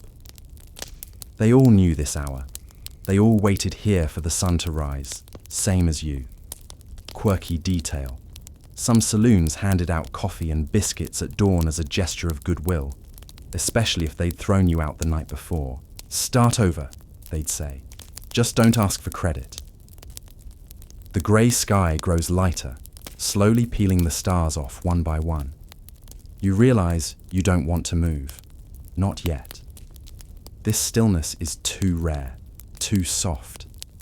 The wind rattles the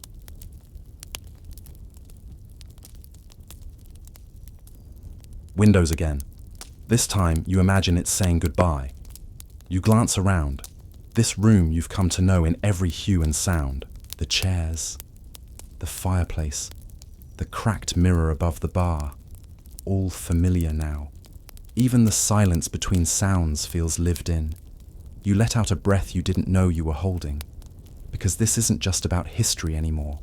This is about what it means to stop running, to sit in a worn chair and hear your own heartbeat in the quiet. This, you decide, is the real story of the Wild West. Not the shootouts, not the gold rushes or the infamous bandits, but the part where you sit still, where you listen, where you feel the dust settle and know you're not alone. The first amber line of sunlight slips beneath the saloon door, drawing a gentle stripe across the warped floorboards. You're still at your spot, just where you've always been.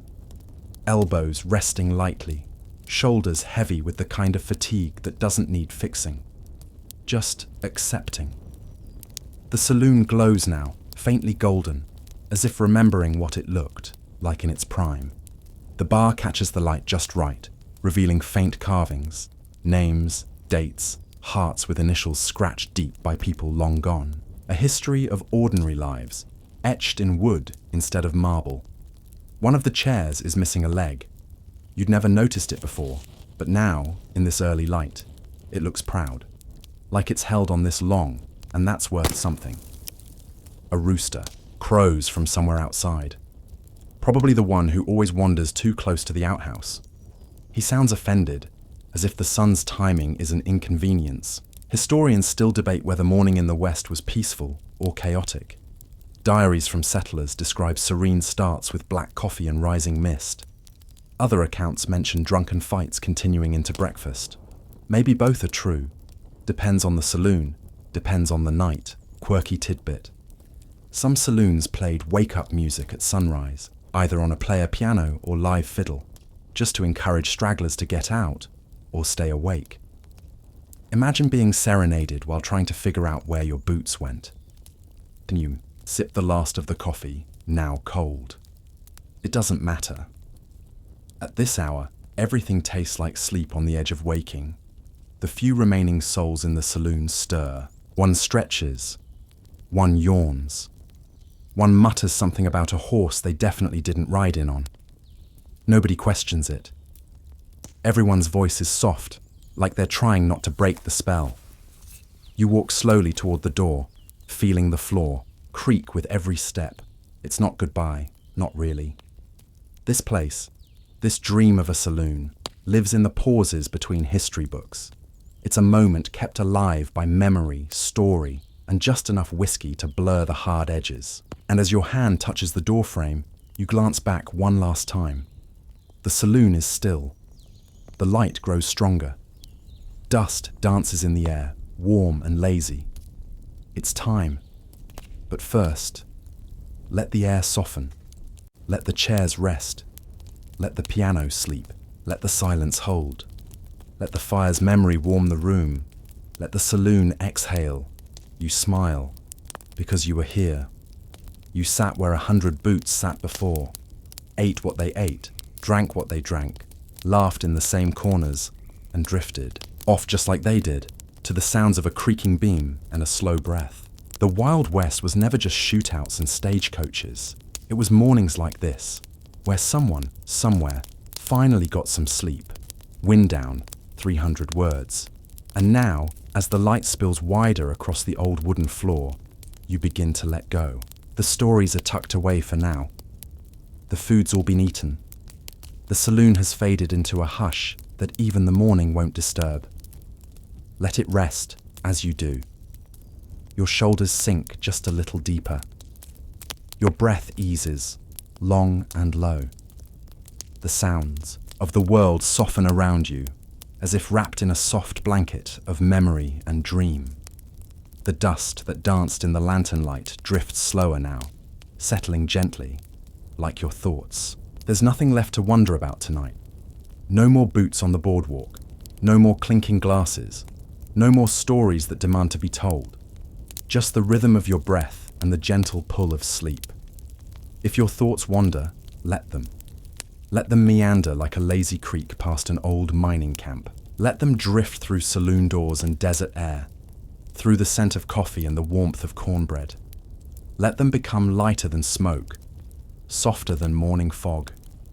You've seen the sun rise on a world long gone, and now you can sleep in peace, knowing it's still waiting there, just behind your eyelids.